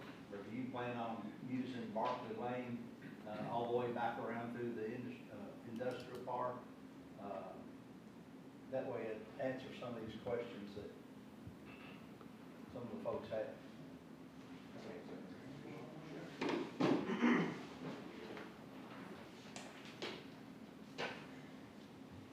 Hi, my name is Mark Smith. My wife and I own MLS. To answer your question, no, we have no use for Barclay, beyond our property. And we're retailers. Y'all can see the building is oriented towards Cynthiana Road. I imagine the 99% of the traffic will come from Cynthiana Road. Our only desire in keeping that open is a second point of access or egress in the event of repaving or an accident in front of the store. As retailers, when we're shut down, of course, that's a big problem for us financially, but it's a problem for us from a safety perspective too. If there's so we really would like to have 2 points of access. We've spoken to a lot of folks from Barkley Meadows and actually gave them all of our information. They've called us and stopped in. We've had a lot of conversations, and they make fair points about the truck traffic. That's why we amended the way we have, that we would restrict, it wouldn't be open to truck traffic. Our truck traffic's really minimal anyway. We average a truck a day. But it's a fair point. So we don't expect that consumers will use that either. I suspect it'll be more for employee use or occasional use in the event of challenges at 62. Okay. Anybody have any questions, Mr. Smith? Thank you much, appreciate it. Wasn't there also in the discussion at the work session about the back product? Or this property, that down the road, that Barkley Lane potentially could be widened, and that could be addressed then too, as far as the other, overall, that road? Right. As the infrastructures gets built out, other things could happen? Yeah, and then Joe brought up the point that that lower portion of Barkley Lane may be closed down eventually also, so. Yeah, I mean, I think the business park phase 3 is in that back area. So when they develop phase 3, which may be in the next 5 years, then we'll know if they'll use Barkley Lane, but I don't think they will. I think they'll probably come in with a cul-de-sac to access that land back there and either abandon Barkley Lane or dig up portions of it, close it off. Okay. Because it runs down in the floodplain. I believe it's at least partially in the floodplain, so.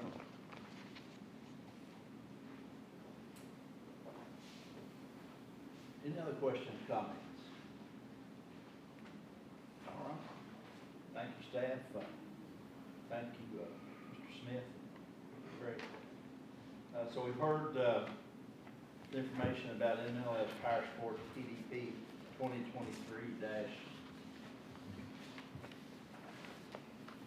Do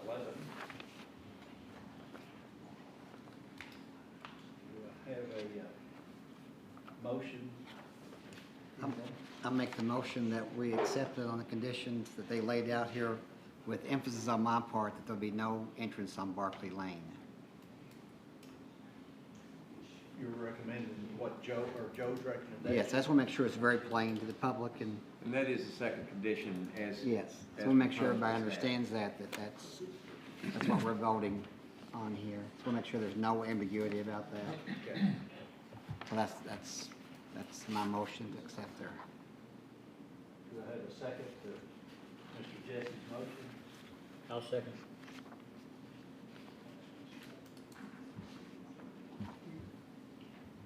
All right, I have a motion and a second for the approval of MLS Power Sports PDP 2023-11.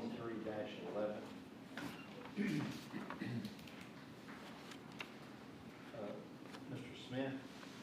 Yes. Mr. Garrett? Yes. Mr. Stone? Yes. Mr. Best? Yes. Mr. Jesse? Yes. Mr. Shirley? Yes. And the chair votes yes. So you will come see Mr. Perkins.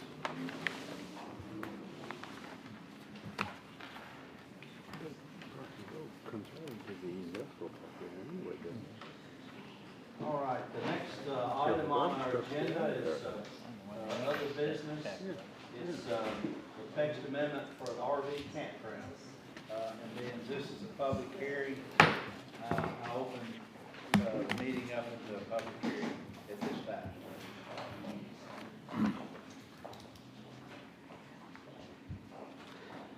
Give me just a second to get to the right slide. Yeah. So I guess just to give a little bit of background, because one of our commissioners was not here when we went over this last time. I'm going to kind of go through the presentation that I had previously given. So what it is that, I don't know, should I wait a second?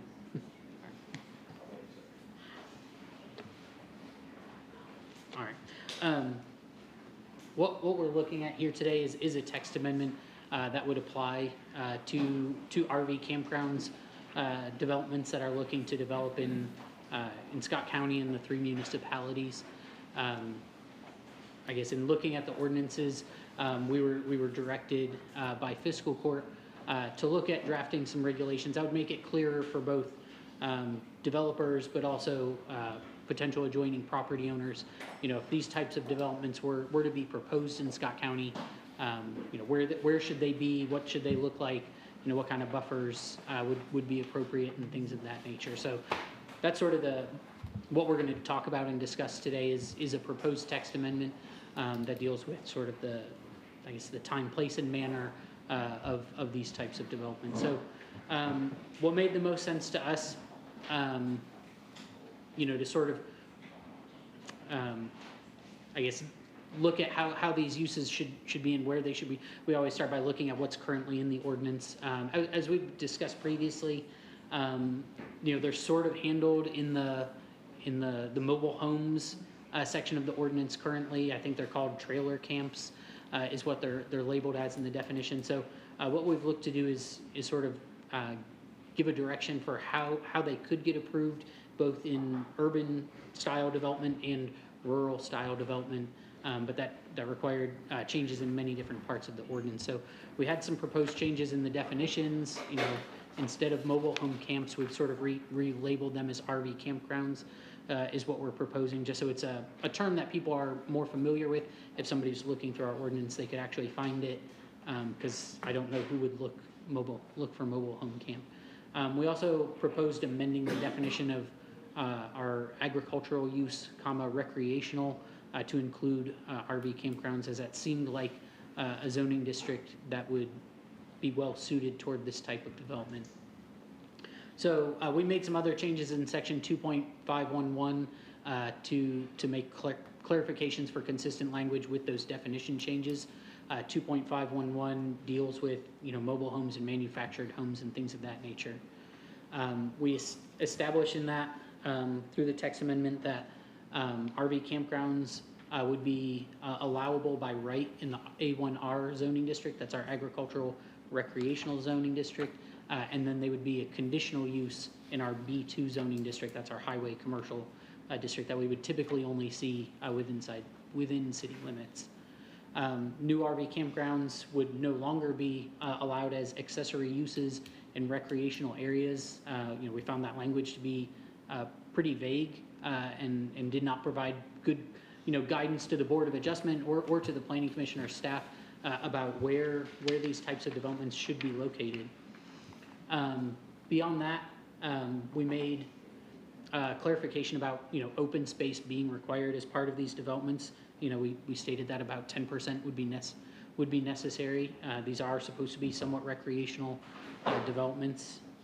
And we kind of made some clarifications about, you know, how close those needed to be to different the campsites and other structures. We established setbacks from the property boundaries for the campsites and any structures that might be part of that development.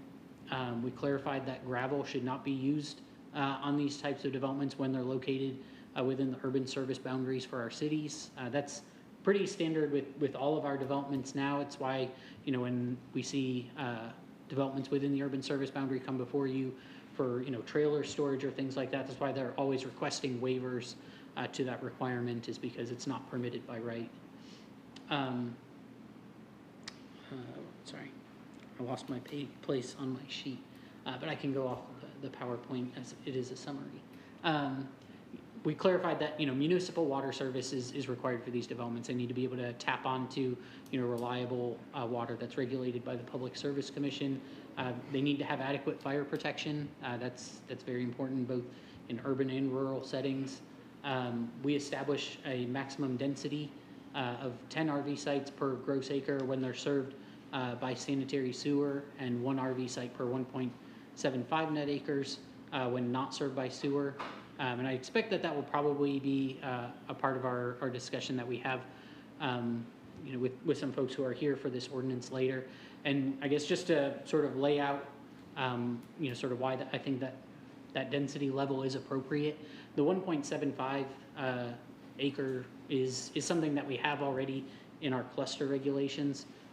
This does allow for quite a bit more RVs than our cluster regulations allow for homes, because with our cluster regulations, we're also setting aside preserved acreage. So it's really a 5 acre density with our cluster regulations, whereas this would allow 1.71 per 1.75 for the entirety of whatever site somebody might choose. The other points I want to clarify with this are that areas where we have access to public sewer, whether it's within our cities or in those rare cases where it's outside our city limits, those are also areas where we have adequate services to the site. So I guess if you think about the Whispering Hills development on Rogers Gap Road, that site was approved 20 years ago, I can't remember, 15 years ago at this point.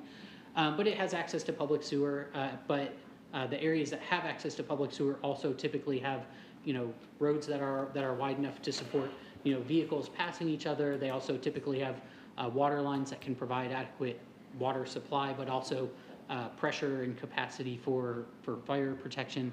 They're also typically closer to fire stations and some things of that nature, whereas areas that are away from where public sanitary sewer is available are also those areas that have narrower roads. They also have, longer distances for fire and emergency services to get there and respond. They also typically are the areas of our county that currently, see lower water pressures and areas where fire protection is not currently available, which is why I think it is also, I guess, another reason why it is appropriate for us to have a lower density level for areas that are not supported by public sanitary sewers. That the services just aren't typically available in those areas to serve an urban style development, which we would see with, a 10 RV site per acre density level. The other thing to keep in mind with this is sort of the character of the rural parts of Scott County. People purchase land out in the county because they want, peace and quiet. They want to farm their property. Typically, they are not looking for urban style development to be adjacent to them. If they wanted that type of, environment, they would live in or closer to one of our cities where sanitary sewer is available. So I think those are important things to keep in mind when we discuss the density.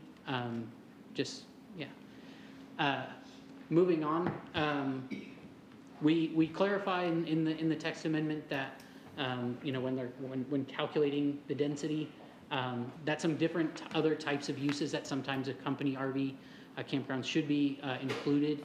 But I do have a change that, after discussing it with Joe, I think makes sense. In the text amendment that you all have, I include primitive camping, and I actually think it would probably be appropriate to strike that.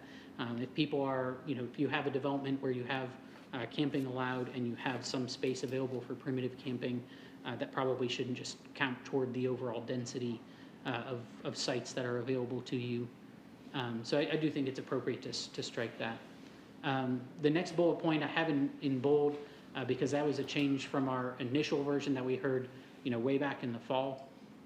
If you all remember, at the time we were looking for roadway connections for safety and access that were probably more compatible with urban residential type development. So we've scaled that back quite a bit. So basically, if you have a development that has less than 200 campsites, you can serve that with one single connection.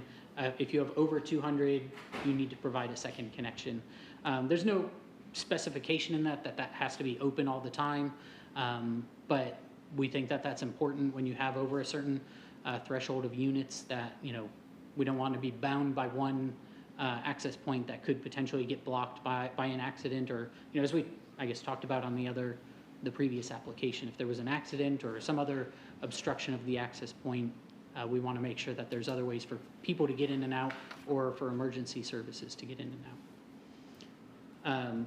We have some clarifications about complying with riparian buffers, keeping the campsite pads out of the 1% annual flood chance area, more commonly known as the floodplain, keeping septic systems out of the floodplain.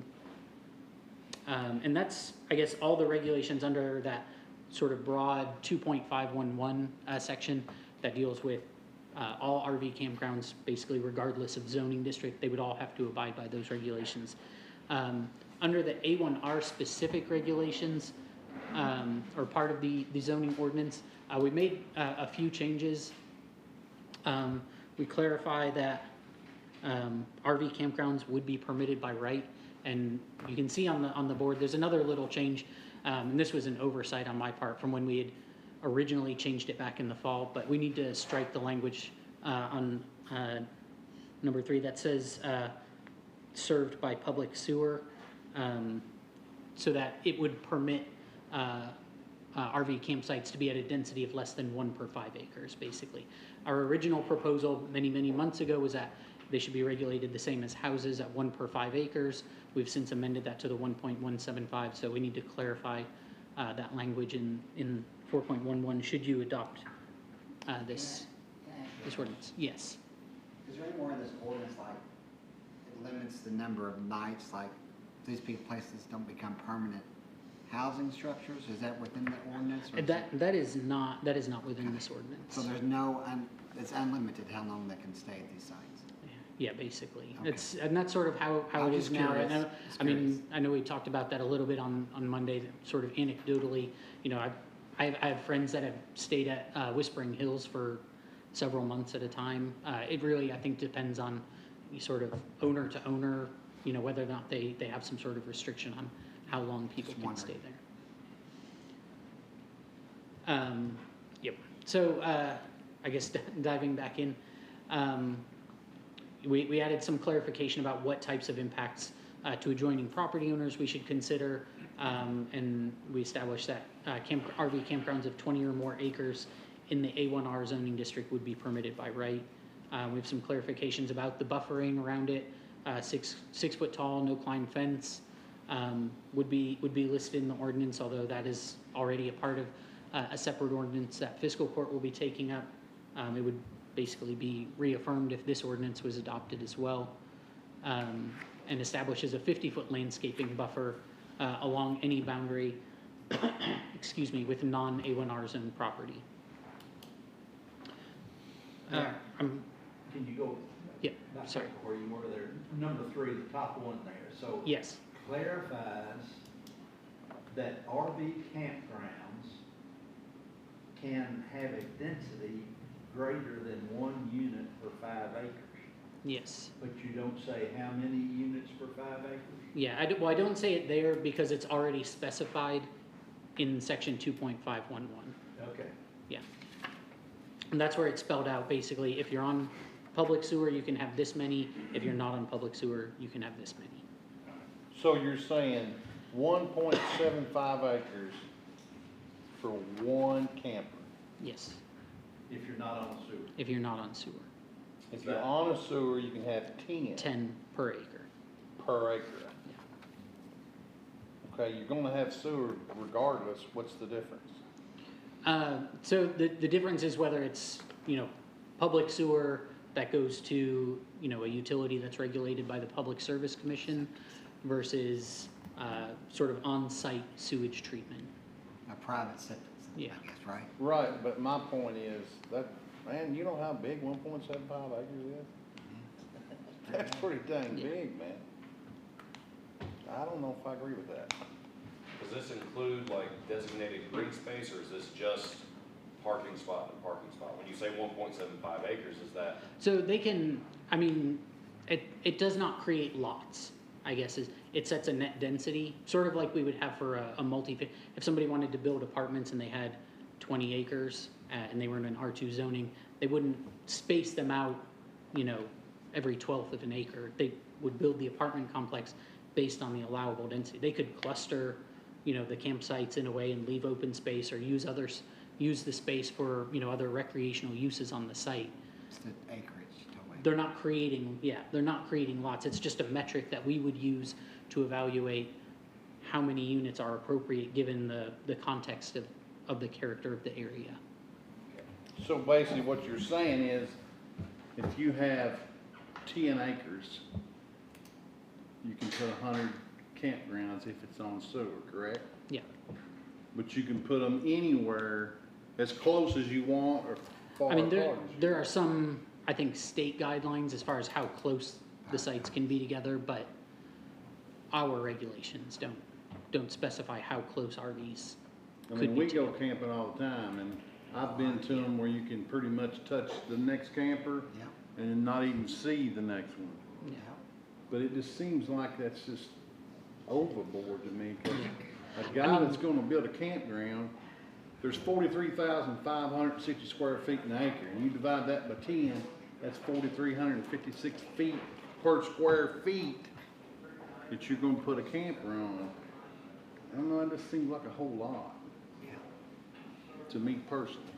I think we're gonna hear from some other folks here after Matt gets Yeah. Sorry, I didn't mean to interrupt. No, I was just you're trying to fine. clarify. You're fine. Question. Yeah. I'm almost done. I think this is my last slide on this. And it's really just clarification. So in the C1 district, once again, we clarified some inconsistent language and specified that RV campgrounds are not allowed in the conservation zoning district. Conservation zoning district is an area that we would apply to the floodplain as property develops. When somebody asks us for a rezoning, if there's floodplain on the site, we ask them to rezone that to C1. And then the last clarification is in the B2 zoning district, we basically changed that reference to mobile home camp or trailer camps to RV campgrounds. And that's all that I had at this time. If you all have any questions for me. Thanks, Matt.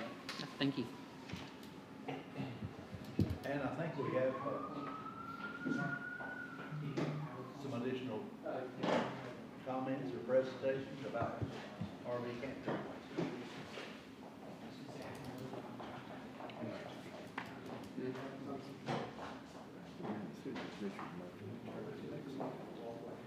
Mr. Chairman, I'm Dick Murphy. I'm here representing the Kentucky Bluegrass Experience Resort. And while my friends here are scurrying around to get things to present to you, we have a little easel.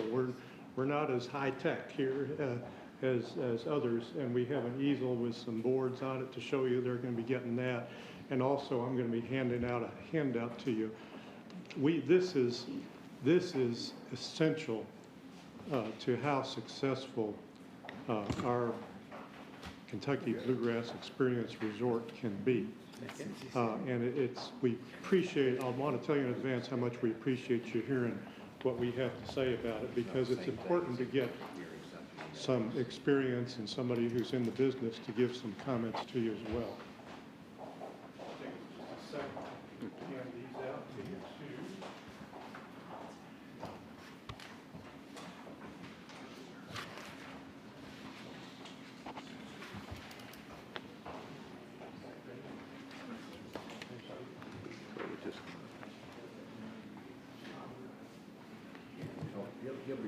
These same things we already have.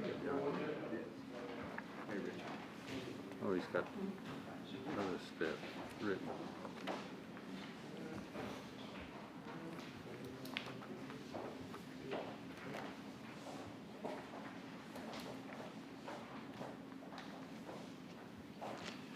So anyway, Andrew Hopewell is with me today. He's in the white shirt. He's been passing out some materials.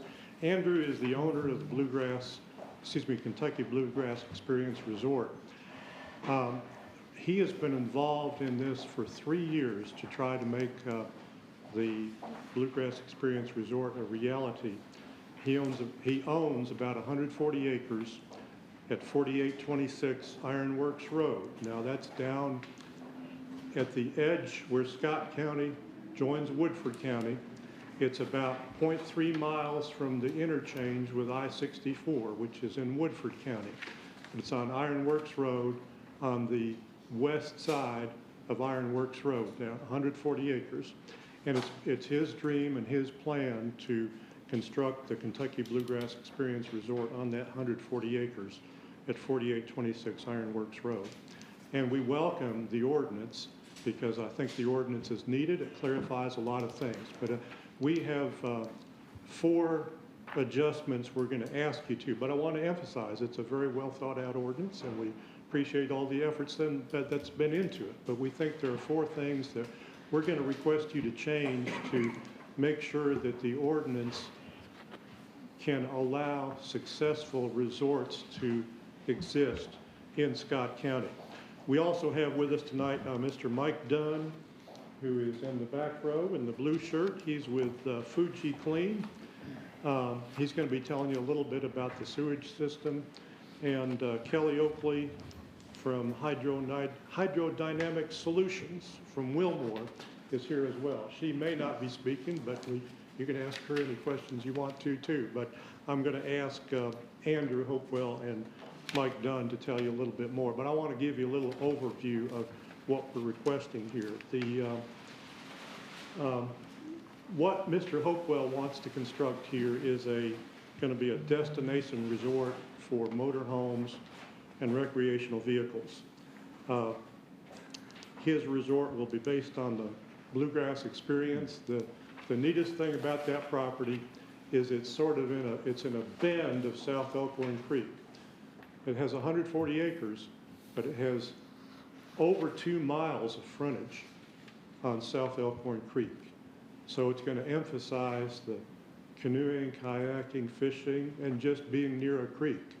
Obviously, there'll be potential for people who are staying here to do the other tourist things in the Bluegrass, the Bourbon Trail, the horse farms, the restaurants, and all that we have to offer here in central Kentucky. But the location is just outstanding for this, being almost totally, it's about 80% around the border of this property is the South Elkhorn Creek. And that impacts a couple of things I'm going to mention to you. The motorhomes and recreational vehicles, as you all know, are a very fast expanding part of the tourism business. Andrew has a few statistics to give you on that. But as I said, we're very interested in this ordinance because it is going to govern how successful a resort like this can be.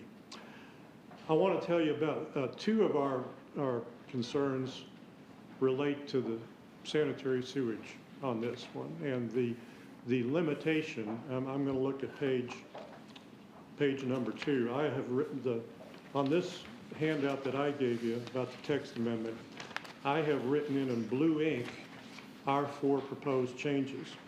And the first one is on page 2, item L, toward the bottom of the page, where that section says that RV campground development shall have a maximum density of 1 RV site per 1 3/4 acres, or excuse me, net acres, when not served by a public sanitary sewer. And as you all had discussed before I got up here, that is quite a limitation on the resort which is not on a public sanitary sewer. Now, I'm not sure what public means, but I can guarantee you out in this location, probably GMWSS is never going to build a sewer out here. So we're probably never going to have GMWSS sewers out here. But Andrew knew that, and he has found a system that works, and a system that actually works better than most other types of sanitary sewer systems, and a system that has been approved by the Kentucky Department of Health. And so we wanted to tell you about that because that's important. We think the system we have, the wording should be one RV site per 1 3/4 acres when not served by a public sanitary sewer or a system approved by the state. Because what we have is a system that is called an advanced treatment system with drip disposal. And as I said, it's a system which exceeds Kentucky requirements. The water that comes out of this system you measure water. I learned a lot by doing these cases. So I've learned that you measure these water by BOD, biological oxygen demand, and TSS, total suspended solids. And the water that comes out of the systems we are proposing to you, the advanced treatment system with drip disposal, is vastly superior to the water that comes out of a septic tank. And it's equivalent to or better than water that comes out of a municipal treatment plant as well.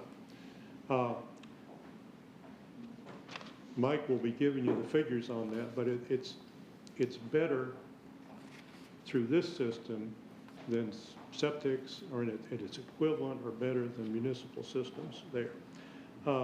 As a matter of fact, this system was designed, he's with Fuji Clean, which is a nationwide company that manufactures, that builds these, but each has to be built according to its own site. That has to be engineered for its own site. But this system was designed for areas with bad soil, like Arizona or Florida. But it's even better in areas that have good soil. It has been adopted as sort of the standard up in the Hamptons on Long Island, on Cape Cod. This is used. It's used in Rhode Island and a lot of other places in the country, not just Florida and Arizona. But it's a system that works very well. Excuse me, sir.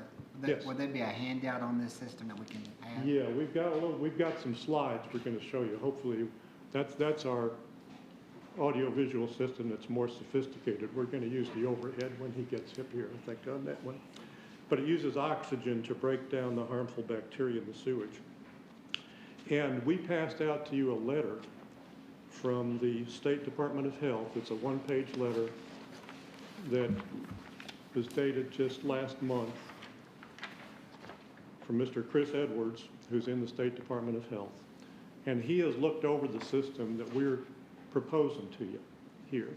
As you can see in that letter, I'm not going to read it all, but I'll just read two phrases in here. The installation area appears to be more than adequate to support the wastewater load. And he says the current advanced treatment unit you have chosen has approval to be used in Kentucky. Now, obviously, they're going to have to look it over everything in detail with all the plans and everything before they give final approval to anything. But we want to make sure we were on the right track. Mr. Hopewell went to the state, showed him what he was doing, and got this letter in return to show that, yes, this is an approved system for this type of development.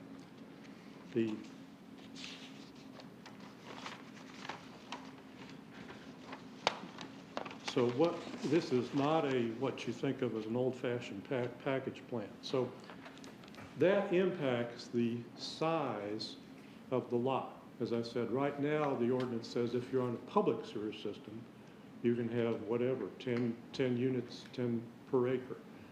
But if you don't have a public system, you have to have 1 3/4 acres per unit. And people I know who like to RV, some of them do it because they go with friends to the same place. They want to be close to friends. Some of them do it because they like to meet the other people that they find at these places.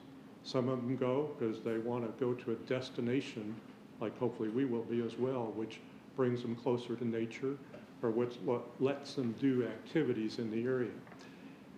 But the development itself has to be financially successful. And the difference between having 1 unit per 1.75 acres and 1 unit per 1/10 of an acre is vast. And it's the gap there that is going to determine the financial viability of this type of development. So that's why we've looked at the sewage so extensively before he even comes in with his first permit to anyone.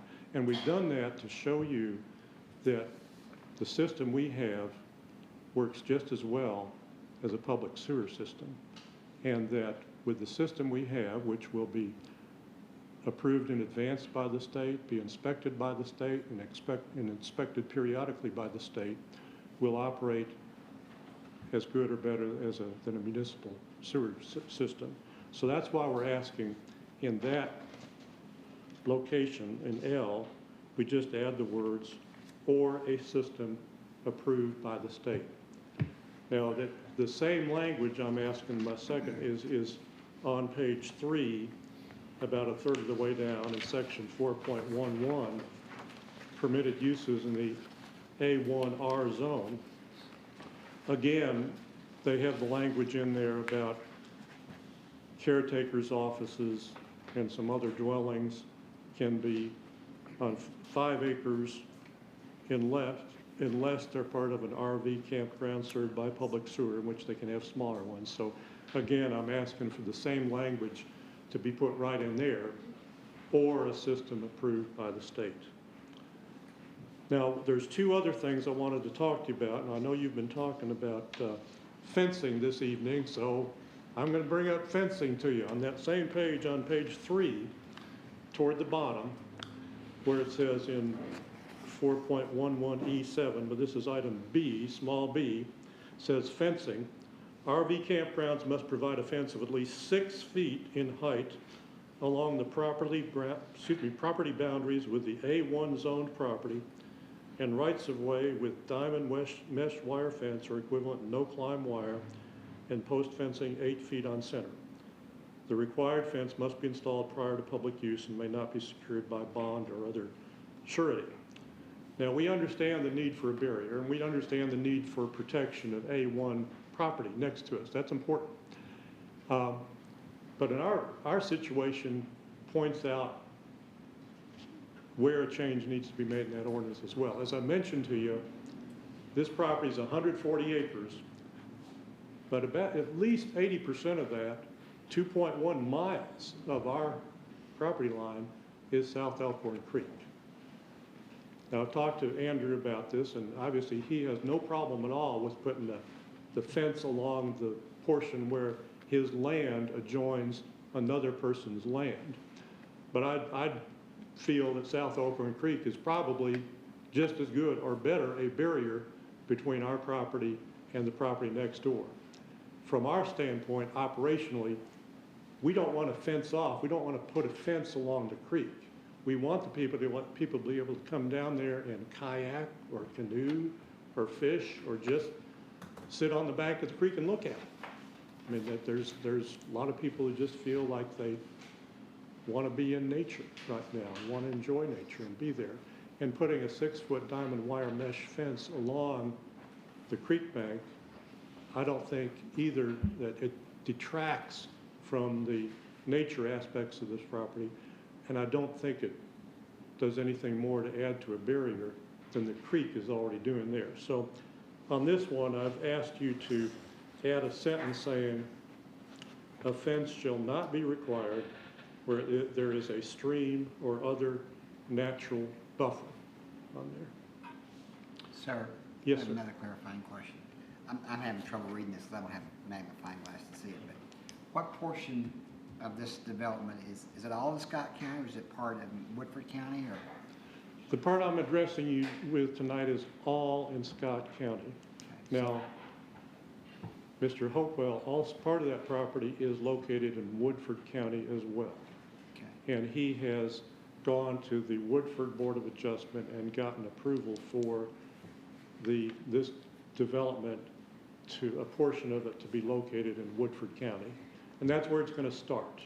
It's going to start in Woodford and hopefully over the years grow so it gets to this adjoining property in Scott County. And in the Woodford County side, are they going along with this Fuji clean system? I don't think we've had to present it there yet, because that wasn't required as part of the Board of Adjustment approval in Woodford County. Now, I think it's going to be used in Woodford County as well. And it'll have to go through all the permit approvals for there, just as we do here in Scott County as well. So it'll be the same system, and under state control. The state controls these and regulates these and inspects these as well. And One last thing I want to ask you about is back on, I think, page 2 of this handout where I've marked it, this is down in subsection N at the part of, I gave you too many handouts here. It's at the bottom of page 2, item N, where it says, campgrounds with 200 or more RV sites shall have 2 public road connections. RV campgrounds with 500 or more sites shall have a 3rd public road connection. For the purposes of this section, cabins, primitive camping sites, lodges, or other temporary accommodation units count toward the maximum. Just wanted to point out to you on that one, trip generation, the amount of traffic you have out of a motorhome recreational vehicle park is much, much less than you have from a single-family home. We looked at the figures from the Institute of Traffic Engineers Trip Generation Manual, which is what the traffic engineers use to calculate trip generation. A single-family house during the peak hour, the peak afternoon hour, and we took that one because that is the greatest traffic generator. During the afternoon peak hour, a single-family detached house generates 0.99 trips, just basically one trip during that hour, 0.99 trips. A townhouse generates 0.56, an apartment 0.44, and a recreational vehicle site 0.27, about a quarter of a trip per hour. So our trip generation of traffic is about 1/4 of what a single-family house development would be. Also, of course, we're motor homes and recreational vehicles. They can move. They're on wheels. They can move in and out. And not every site for an RV is going to be occupied every day. So if we have 200 sites, for instance, maybe on weekends they might be all occupied. Weekdays, even during the summer, no, they will not be occupied. Winter, they won't all be occupied. So even though we generate 1/4 of the traffic, even if all were occupied at the same time, I've asked you to change that from 200 to 400. I first thought I'd say 800 because that's the same fraction as the amount of traffic we generated. But I've asked if you change 200 to 400, and I put that second jump in number of connections at 600 sites.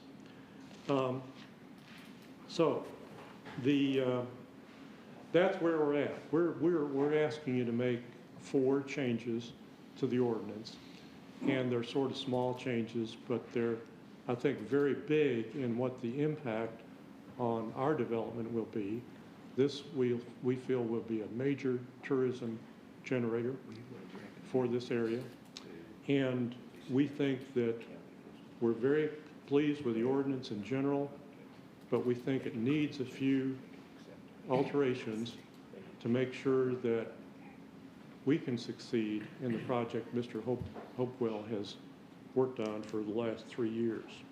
I'm going to ask Andrew if you'd get up right now, and he's going to give you a little more information on this development, and then I'm going to get Mr. Dunn to tell you a little bit more about the septic, and then I'll sum up and we'll be finished. We truly appreciate your getting involved in this text memo. We truly do. We thank you.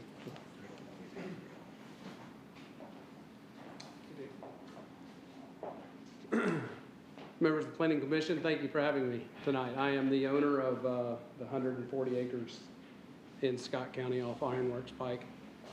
And like Mr. Murphy said, it has been my dream for the past 4 years, in fact, to bring a outdoor resort to the heart of the Bluegrass.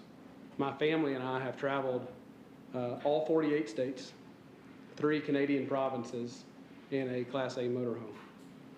We have loved, and I will emphasize loved, the people that we have met and the experiences that we have had on the road.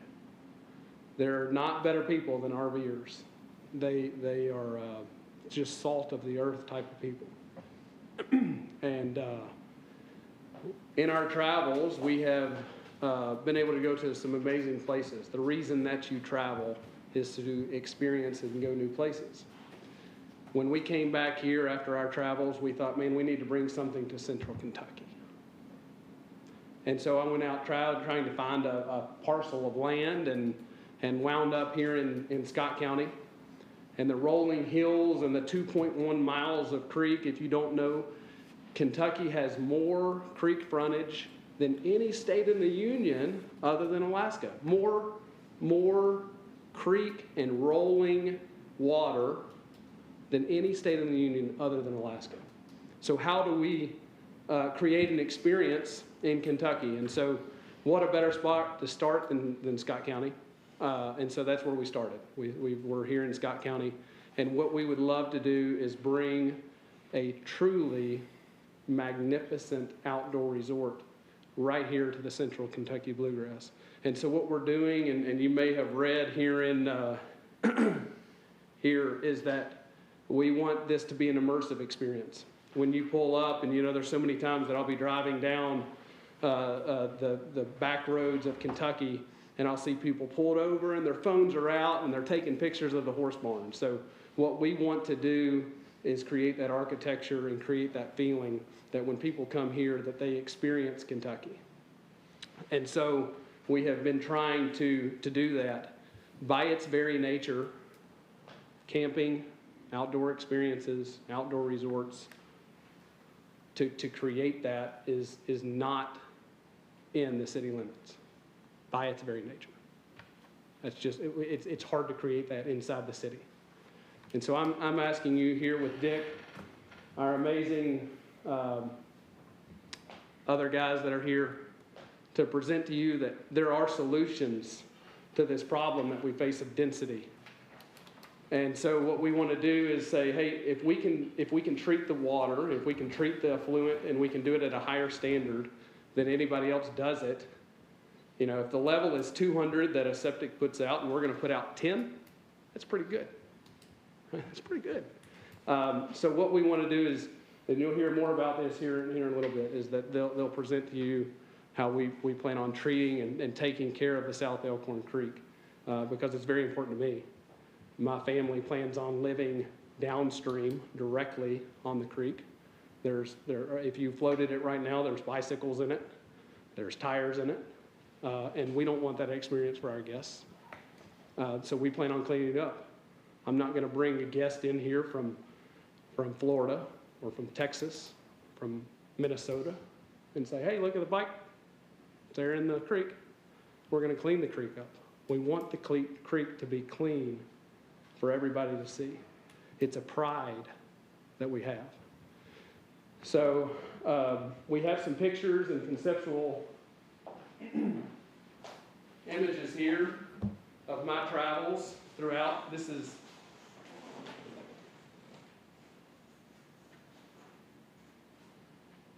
just kind of talking about the creek and the current status of the creek.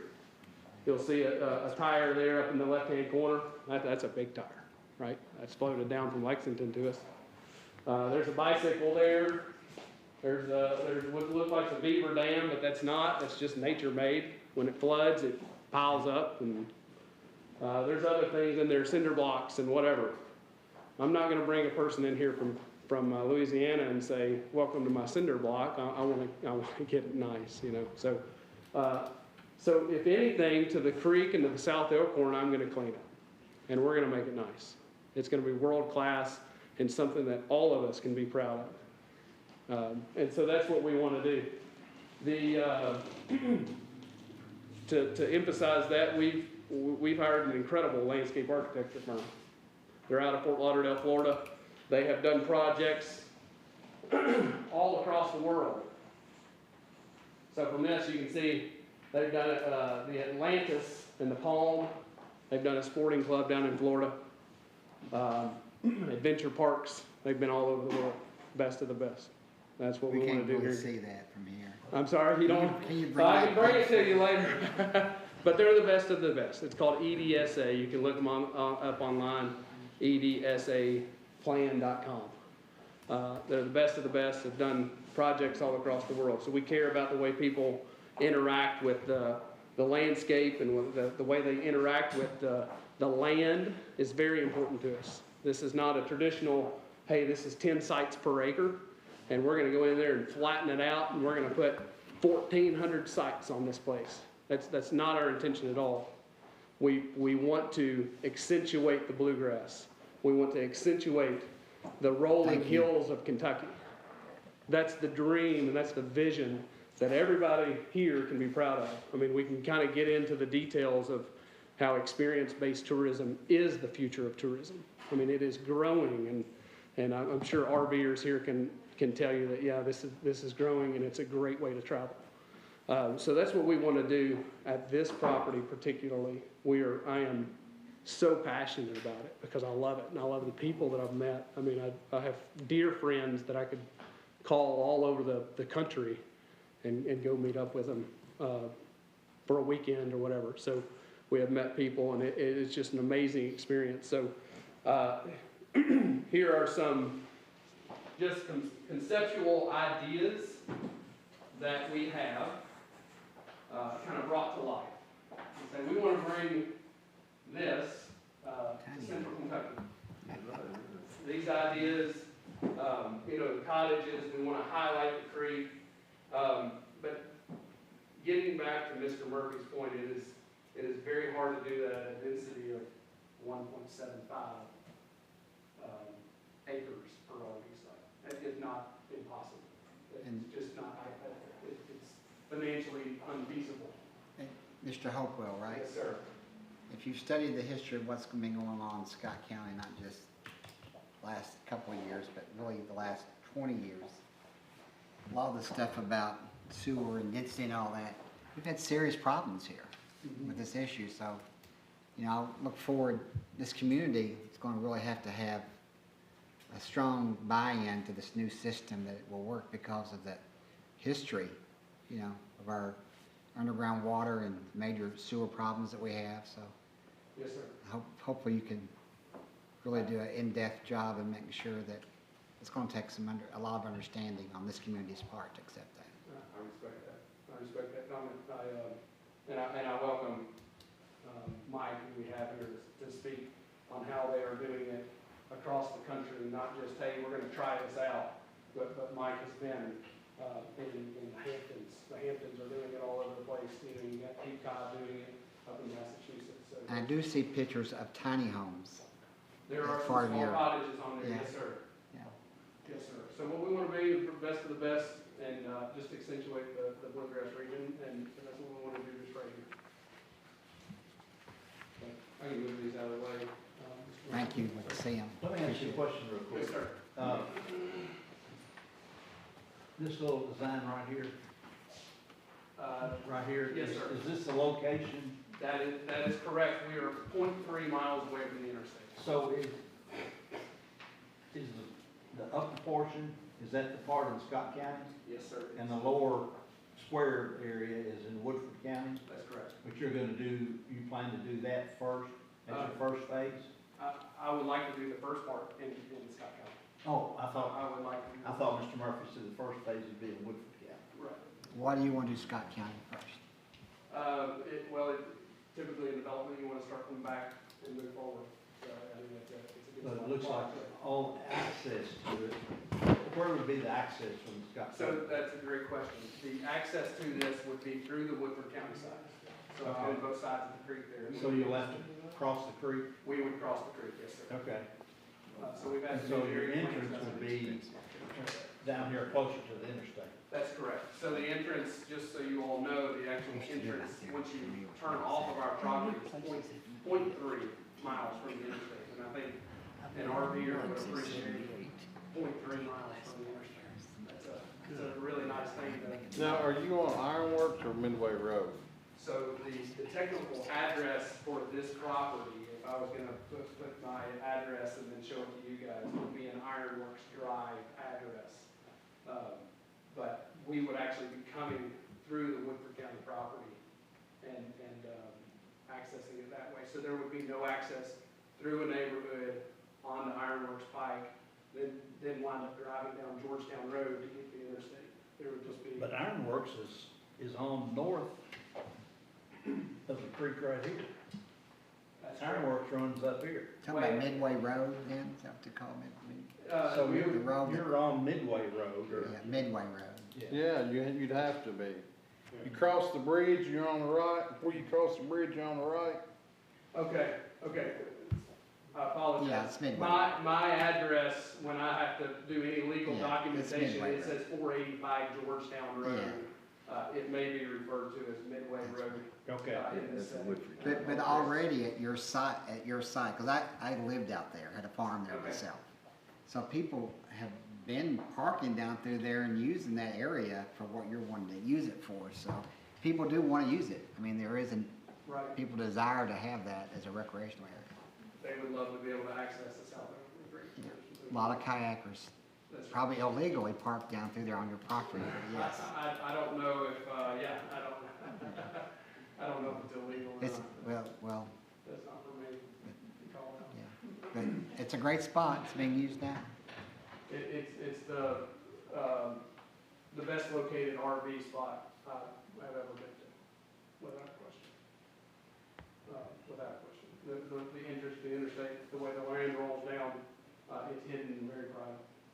It's the best. I hate to bring up a sore subject, but listening to the news a year or so ago, you've had a tough time in Woodford County with Midway Yes, getting this approved.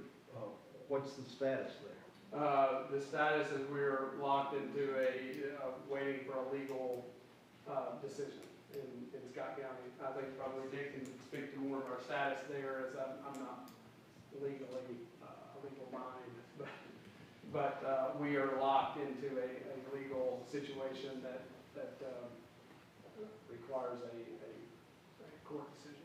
I think Charlie had another example earlier of a conversation that was in this room about the Woodford County side. Yes, that's what I'm talking Things about. are done differently. Yeah.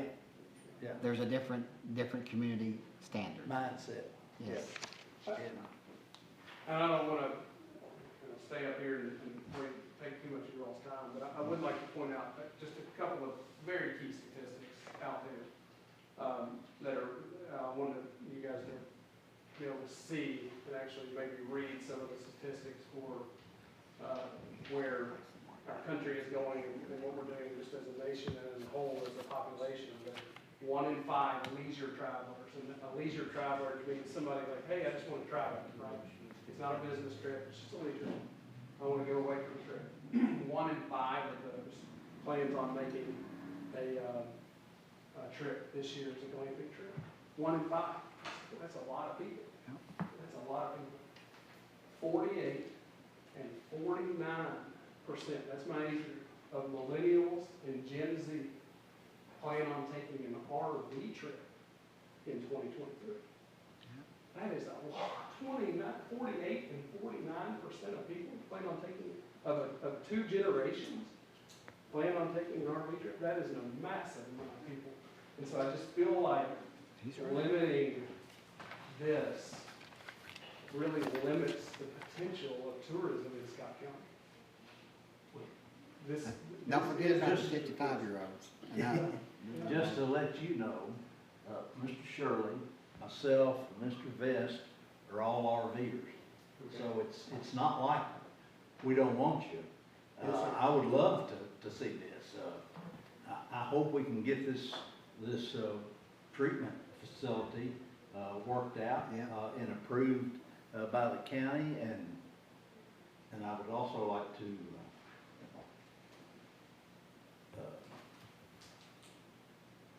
hear from Mr. Cornett in a minute too, as a RV campground owner, see how these numbers fit with his experience there too. Thank you all for your time. Yeah, thank you. Turn it back over. I'm going to ask Mike Dunn of Fuji Clean, who we asked to come here tonight and tell you a little bit about the system they have. I'm going to put these down so you can see him Yeah, talk. thank you. Thank you. Yes. That's all right. And just move them. Have you released these images in the local media here in Georgetown, Scott County? No, sir, we have not.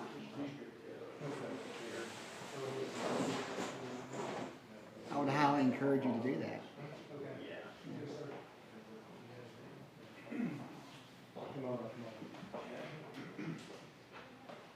Gentlemen, thank you for your time as well. I've been brought here to give you a little bit of an insight about what we can do, okay, as far as doing on-site wastewater treatment and doing it effectively, efficiently, and responsibly. Following Andrew is actually a pretty tough thing, but I have been around the country in different places. I checked my computer today, this is my 16th RV park that I am involved with our technologies and getting involved with these things within the past 12 months.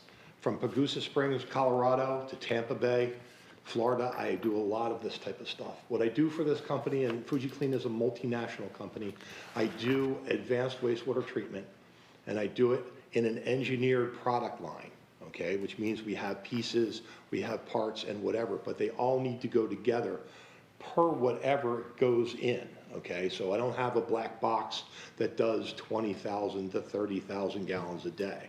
I work with a local engineer, I work through the approval process within the Kentucky regulations, work with Mr. Edwards and whatever, and then we'll put it together. They know our technologies, they are approved, and we can get that done along with dispersal. So I have a lot of slides in here that I had to take out because I didn't want to get too deep into this. So if you have any questions going beyond that, just reach out to me and go from there. And I do want to point out also that I run into a lot of people that have the same type of passion that Andrew has, okay? They want to be good stewards of the environment, they want to be good stewards for the community, and they want to make sure they're doing the right thing. The basic bottom line for them is if they don't do it right, they're not going to be in business very long either. He's got a good plan, he's got an ambitious plan, and one that isn't cheap. And he's putting it before you because he thinks he can make this work for the betterment of not only himself, his family, but for the community as well. And I see a lot of this when I go around the country. So let me see what I can do. Excuse me, sir, did you say you had one of these systems in Tampa Bay? That system is in the final phases of construction bid right now. That's a pretty heavy lift. I used to live there, so Oh, okay. they're very stringent there about water and sewage. I have done a lot of stuff in Florida, sir. You know that. I did another major one that was all Class A motorhomes along the Caloosahatchee, okay, which is down between Fort Myers and Okeechobee. How many in Kentucky? I'm sorry? How many in Kentucky? Right now, there are none in place, but there are, I took a bunch of these slides out. How many do we have, Kelly, going forward right now for permitting? Three for permitting. 3 for permitting right now. What communities are those? I'm sorry? What communities are those? What towns? Albany, Lake Cumberland, E-Town where the Ford plant's going in, and Frankfurt. Okay, thank you. I want to make sure I'm there. Okay, so I took a lot of the stuff out of here because I didn't want to confuse everybody and get real deep into the science side of this, okay? Because you're talking about density and septic systems, and what we're really talking about there are two different portions of it. There are treatment and there's dispersal, okay? When you talk about a regular conventional septic system, you're talking about that septic tank. Very, very limited technology, hasn't really been around since maybe a little bit after the Second World War is when they were majorly adopted and came out to that. Before that, they were privies, they were outhouses, they were things of that nature. It is very low tech. It only really does separation of solids, and then it passes the water on, okay? That water is actually extremely dirty. That is what all your prescriptive code is based on, is taking that water and putting it out into the soils, and that's where it goes. But unfortunately, instead of just asking the soils to disperse, you're also asking them to do treatment. And that is the Achilles heel of a regular conventional septic system, okay? So when you do the dispersal, you have that water going out there and it needs to filter down through the soil. The soil has to be able to accept it. But if the water is not treated properly, you're actually asking it to do that as well. So then you have issues there. So we talk about two things, okay? Biological oxygen demand, whether it's a residential treatment project, whether it's an RV park, or you're talking municipal, it all has the same thing. There's only basic tenets to wastewater. Biological oxygen demand is the soil's ability to deal with what you're giving it, okay? How much oxygen it takes to get rid of it, all right? The higher the number, the dirtier the water, all right? So I just want you to grasp that fact. And then the next thing is total suspended solids. So if you take a look at what that is, and it's behind you there, it's basically what is in the water still floating through there. So those are the things that will give you how dirty it is, all right? So let me give you something on that. Oh, sorry about that. We'll go back as well. So when you're talking residential septic tank effluent, regular septic systems, you're talking about BOD of anywhere from 150 to 250. That's what's coming out the back end of your septic tank to go out into the soil, all right? What we're looking at doing is using advanced wastewater treatment, okay? In different component configuration, we have to work along with an engineer to actually put something together, okay, for all of our approved technology. Put it together here, but you're looking at numbers that are extremely low. You can see the correlation there, okay? We're almost into single digits there when it goes into it. That's dramatically, infinitesimally different than what goes out there. The cleaner the water, the easier the time that the soil has to accept it. So when you're doing an on-site system and you're using advanced treatment, you're giving the soil a much easier time to deal with it, a much, much easier time to deal with it. And I'm dumbing this down a little bit just because I want you to understand this fact. I don't want to get too deep into the science of it. But that's what you end up getting to, okay?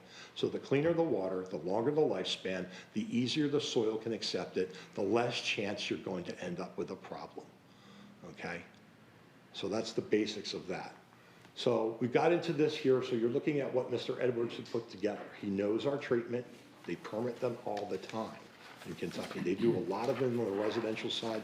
We're doing more and more on the commercial side here, bigger things like that. Marina's right on Lake Cumberland? Lake Cumberland, okay? So we're doing that type of stuff. Very, very difficult project, very high-end, very visible, so to speak, as well, okay? So this is a project that we're gonna be end up doing there too. That is all on rock too. So it has to be able to make sure that whatever you're gonna do and promise them you can do, you do it day in and day out, okay? That's the bottom line. You can't just come up with fantasy numbers and say, oh, we can meet them once in a while. You gotta meet it day in and day out, consistent basis, okay? And go from there. This is the project, Andrew, this is your project, correct? Of what you have up there? Okay, so I give you that one into there. And that was basically it. I apologize I didn't give more to you as far as what the system will be. I can give you a little handout of what that is and what we end up doing, but I just wanted to give you the basis of what treatment is, all right? We'll come in with advanced treatment. We'll put the components together according to the project and work along with an engineer here to make sure that it's going to be contiguous with what the project is and get those results. We already know we can achieve the results with the components. And then from there, you're going to do the dispersal. The nice thing about drip dispersal that they picked out, okay, as well, all right? It gives you another layer. Instead of just going out into the rock and pipe that you saw out in there, you're going to get something that goes on out. It does nanofiltration and microdosing. And you also take that water, that 46,000 gallons a day, and you're going to break it up and put it out over 24 hours. You still get a gallon in, you have to get a gallon out, but you're going to hold it for a period of time and just put microdosing out. Small slugs of water, small slugs of water. So you break up that 46,000 gallons over 24 hours. It's 2,000 gallons an hour is what you need to put out there. So it doesn't matter how busy it's used. You still send it out at an efficient small dose. You manage it, and that's how it goes on out there. And you're gonna give us a handout on this, right? Yeah, I'll give you a handout that has that on it. Yes, sir. Can I put that slide back up there with the single digit numbers? With the numbers? Those right, that one right there? Will that handout have that on there too? I believe it does have it on there, yeah. Mm-hmm. Let me ask you a question. Yes, sir. On this letter from Mr. Edwards. Mm-hmm. It says the installation area appears to be more than adequate to support the wastewater load. Mm-hmm. But then it says especially if the sewage is treated to a secondary quality level. Correct. What does that mean? Okay, so what it is all of the code in Kentucky is based around septic tank effluent, okay? So that's those numbers there, that 150, 250, that's what it is. Then you go to the next step. You do secondary treatment, which is advanced, okay? Those numbers bring you down into about 25 milligrams a liter of BOD, that biological oxygen demand, and 30 milligrams a liter of TSS. Those are advanced numbers. That's what that secondary treatment is. All right, we're going to take it below that. All right, and get it far below that. Okay. All right. Thank you. Sure. I appreciate your time.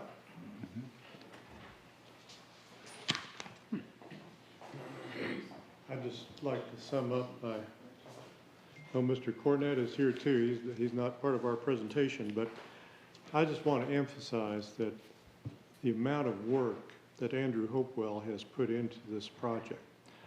And I want to emphasize too that you're not voting tonight whether this park is going to be built or not. Right. All you're voting on tonight is giving us the possibility of building this. This may be step one of many steps we have to go through before they can turn a spade of dirt on this property. But it's important, we raised this because it's important to make these, I think, minor adjustments to the ordinance to give us the opportunity to do this and to show further and go through the science with everybody we got to show it to make this work. We're just asking you not to shut the door tonight, leave it open, but we still have a lot of steps we have to take before we go through that door on this. So the changes I outlined to you on here are what we need to keep the door open to us.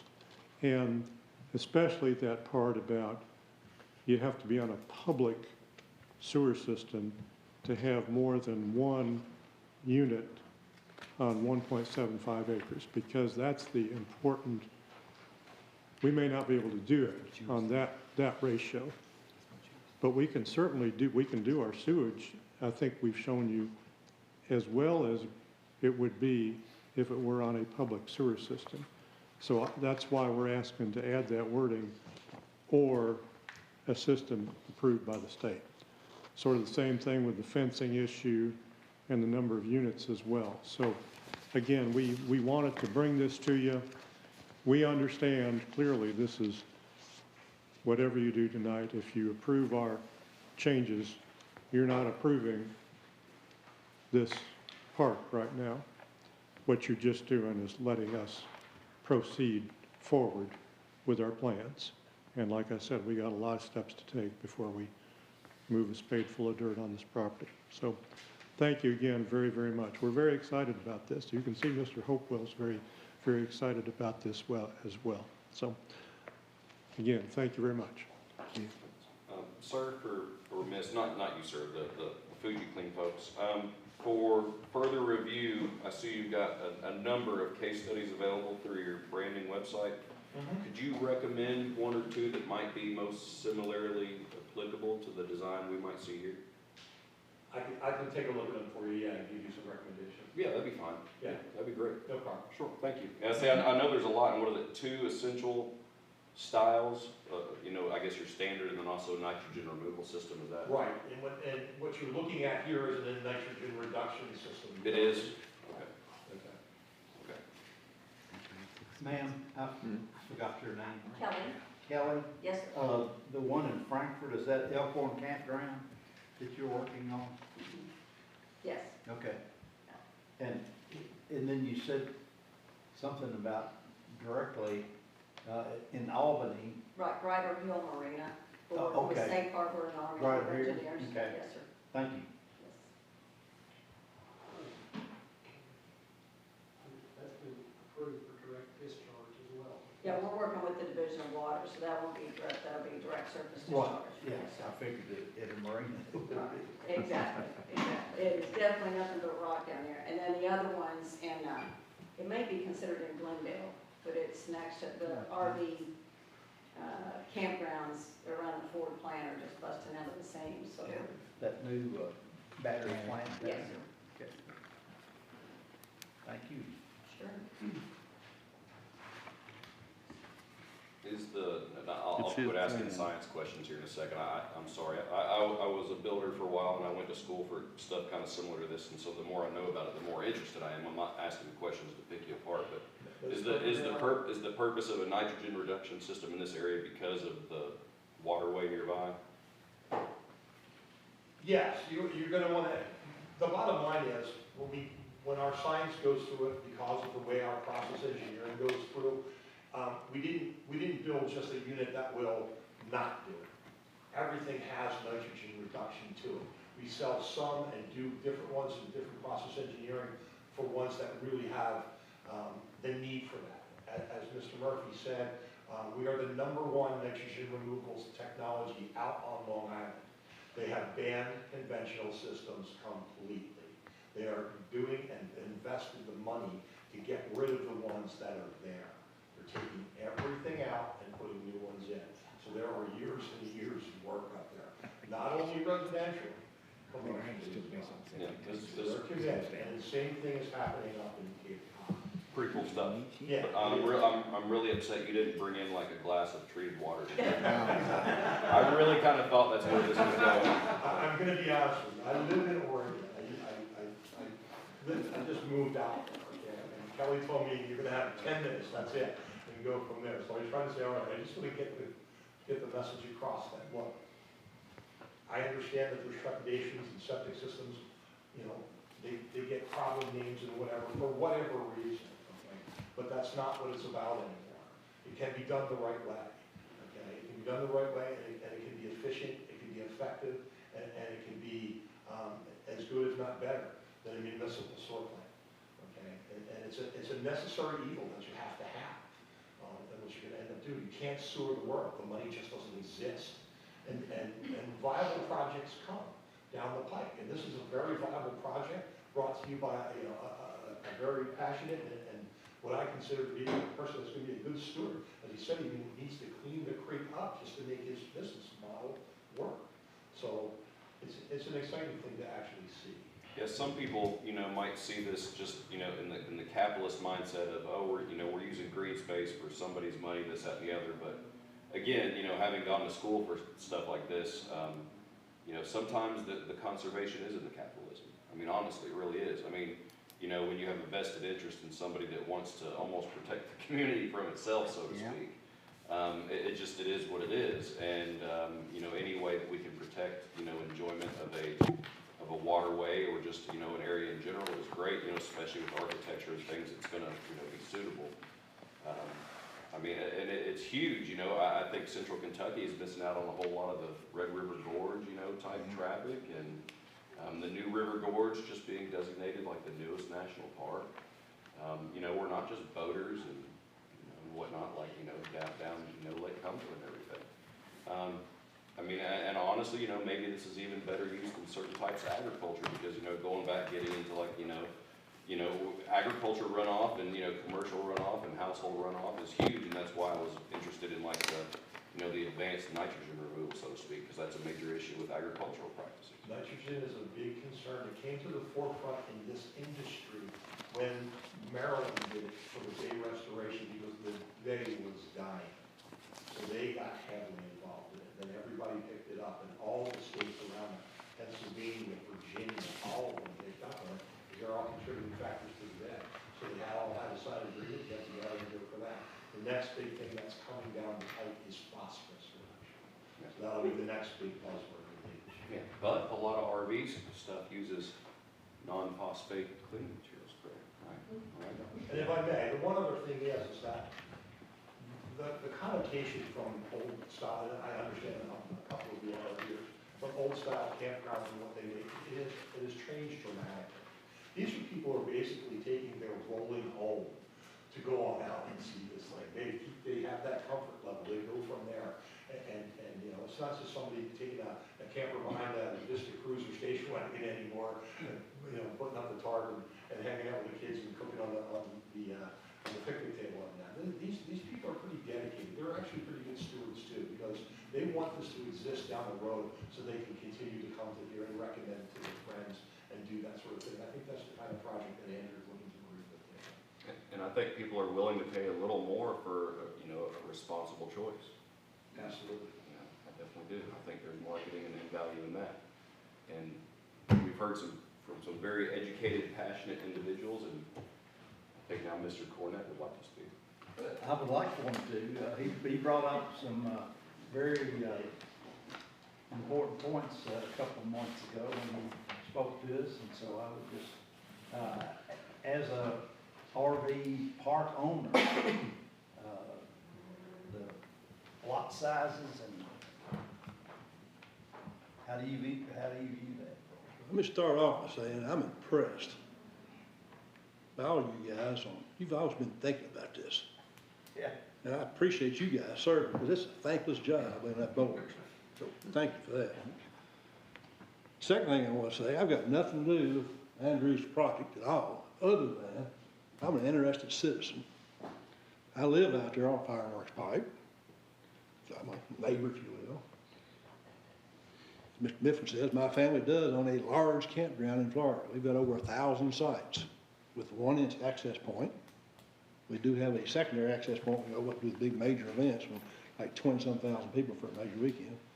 But we've got one access point. If I can stop you, I've been there twice for both of I've been to Wani twice. And, I mean, we're talking 20 some odd thousand people. That's just attendance, not including employees, musicians, et cetera. So you're looking at close to 30,000 people for a 4-day weekend. Yeah. And it's probably one of the better places I've ever been to ever. It's on a packaged sewer plant. It is not on a high technology plant like this guy's suggesting. I'm impressed. You know, technology is changing. You know, yes, Harold, we've had some real serious sewer. I'm the guy that called a spade on the sewer plant out there on the south end. What, Charlie, 15 years ago, 20 years ago? Oh, yeah, yeah. I'm the guy that's appraising that, saw the black water in the creek. So we do have a history of sewer problems, but they were based on old technology. We've got technology available now that's a game changer. I've traveled in 43 states. Most of those campgrounds are in rural areas without municipal sewer. If this thing goes the way it is, it's requiring municipal sewer just because of the numbers. It precludes any campgrounds in rural areas without municipal sewer. I'm a taxpayer here.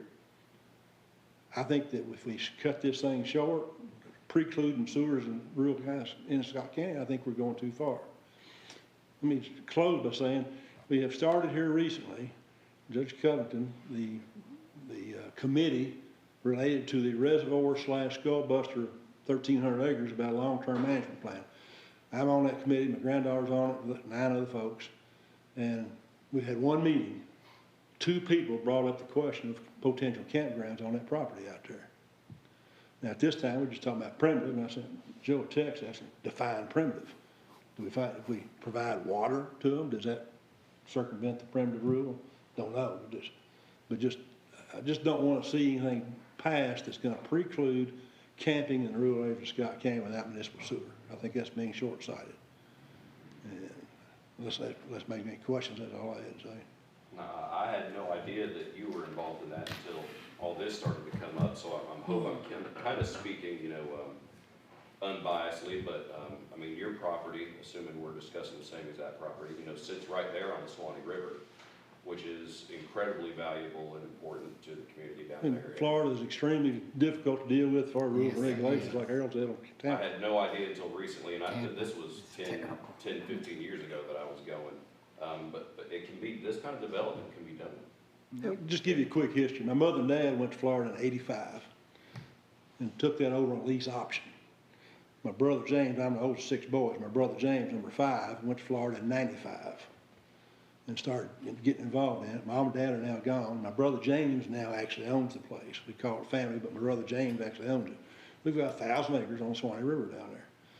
And he puts on it's the largest private-owned venue east of the Mississippi River for music concerts. You remember Halloween? I don't know. No, I did Wani twice. Wani, This was the okay. one the Allman Brothers used to throw. Yeah, okay, yeah. But just getting the Halloween Fest, I went a couple years ago, they limited it 25,000 tickets. Those tickets are $400 and some a piece. Yeah, that's not including money they spend on vendors when they're Bingo. there, or what they spend coming and going from the area. They sold out in 3 hours. Yep. You know, I mean, we're talking about just. It's a different world. Yeah, different world. Thank you much. Thank you much, I appreciate it. I saw in your language about live music. You know, I saw that. I guess my recommendation, since we got all the comments, is this is the first time we've seen the language, so it might be good to, continue it another month. Let us look at the recommendations and kind of evaluate we're concerned about the environment, so if there's a way to kind of protect the environment, allowing higher density, maybe it's appropriate. Maybe we set a maximum density, because this is opening up the whole county. It's not just this potential park. It's, the reservoir and other areas that might not have good soils, so. And then the number of entrances is kind of a concern, we set that 200 limit based on our subdivision standards, but it's not just traffic generation, it's safety, being able to get emergency vehicles in there if there's an emergency or if there's flooding, that closes off one entrance. So, we kind of have some concerns still about the number of entrances. So I think maybe if we continue another month, or you could even close the public hearing, but I don't know if I want to amend the text right now on the fly and then take it forward to fiscal court if, we still might have some additional recommendations. I guess maybe when we're talking about entrances, do we need to change the language to delineate between like a main, a public entrance and, a secondary or tertiary safety or utility entrance? Is that something that the language needs to be specific about? You definitely need to. Potentially. You got 200 sites or 400, in my opinion. Yeah. I think you need to. I mean, look at a residential area out at Cherry Blossom. They're getting ready to open their second entrance on Old Oxford Road, but for years, the only way into Cherry Blossom was across that bridge. And, if something happens to that thing, all of those people in there can't get out, or nobody else can get in. And so I think it's just prudent to have at least a second entrance. Emergency. Yeah, and it doesn't have to be open full-time. But be able to use it. Well, on that in case one, we need to. I know it doesn't pertain to this, but something we approved for a gate to be locked or something for emergency use only or something? And the fire department Yeah, has something, access to we it. approved something like that here a while back. Right. Why couldn't you do the same thing? Yeah, I agree. I think that's what I'm saying. Maybe the language needs to spell that out more so, where it's like not so, oh, you have to have 2 permanent full-time public entrance and access, because I think it would be silly to, especially in a case where you're using a bridge or anything at all, of this size, to only have one access point. Maybe the language needs to be changed to say like access as opposed to, I feel like when you use the One word entrance, yeah. an additional access. Right, I think when you use the word entrance, people think, oh, it's, public use, traffic coming and going all the time, and then the more of those you add, the less people are willing to accept that. But I think with safety and functionality and utility in mind, and again, it could be up to the property owner if that secondary access is to be used as an entrance or exit, maybe only during peak times or certain events, then so be it. But the number of entrances, I can understand being a concern from other people using the road or adjoining property owners that don't want to see 2 entrances or more going all the time with constant traffic. Yeah. And then, Joe, what is the timeline of what the fiscal court, they have a timeline when they want this sent back to them as far as? No, they're not on a specific timeline. So as soon as we conclude the public hearing, we just need to compile the record and forward the recommendation along with the final text to them. And then they have, they'll have to consider it and approve it by ordinance with 2 readings. So that might take a little while, but they haven't set a time limit for us. So what your suggestion is we take another month and study all this? It's a lot of information. It's all good. I mean, I think no one should leave this meeting being discouraged at all. It's just a lot of information to take in. Yeah. That's what I would recommend. Okay. That's all right. Well, with Joe's recommendation, then can we just go ahead and close the? Yeah, I think Yeah, so. we've had 2 sessions of public meetings, so that would be appropriate. On the other hand, you could continue it and just not allow a whole lot of duplication. Yeah, we've in the past left it open, but we've also let people say the same things over and over again. This is excellent information tonight, probably more than enough. If you close tonight, I think that's perfectly fine, or you keep the clamps on it if in fact you do continue.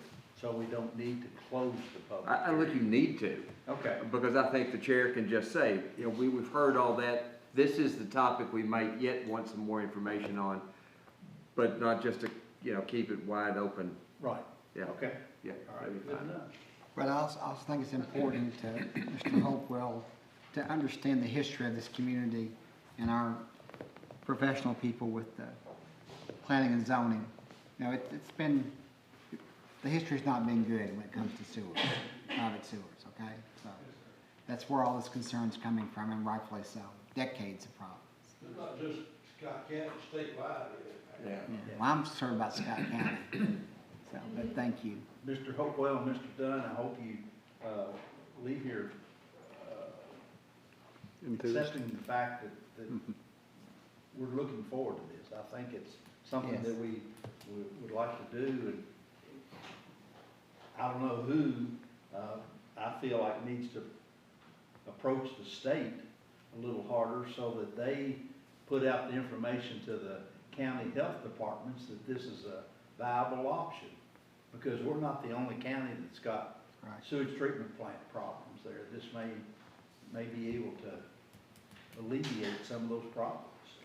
You got us so much second guessing our 86 million. I don't want to impose here, but I would like to say that when Chris Edwards with the state came out to our site and did testing on the soil, that WEDCO was also there as well. Oh, good. So when we asked WEDCO to chime in on this, they referred to Chris Edwards with the state. So then they said, hey, Chris, we are not familiar with this. We need your input. And then Chris came in, WEDCO was also there on site and chimed in. But they referred to Chris in the letter that you guys had. So was Dr. Crystal Miller there? She gave that to Kayla Kaiser. Okay. She was there on site, along with 7 other people who were there. Super. So they are fully aware. And not, this probably isn't kind of irrelevant, but there's a lot of good landscape companies you don't have to go out of state to get one, to come here and do work in Kentucky. There's a lot of Scott County and Kentucky people can do better than what you're getting now. I like it, I like it, I like it. You should include them in your project, Yes, sir. right? All right. Do I hear a motion? Motion. Excuse me, Mr. Chairman, just for the record, say that the public hearing is continued to next month. And then please a motion. The public hearing is continued till next month, and we will now stand adjourned. Excellent. So does that mean I'm not it's sure I going to can be stay. public next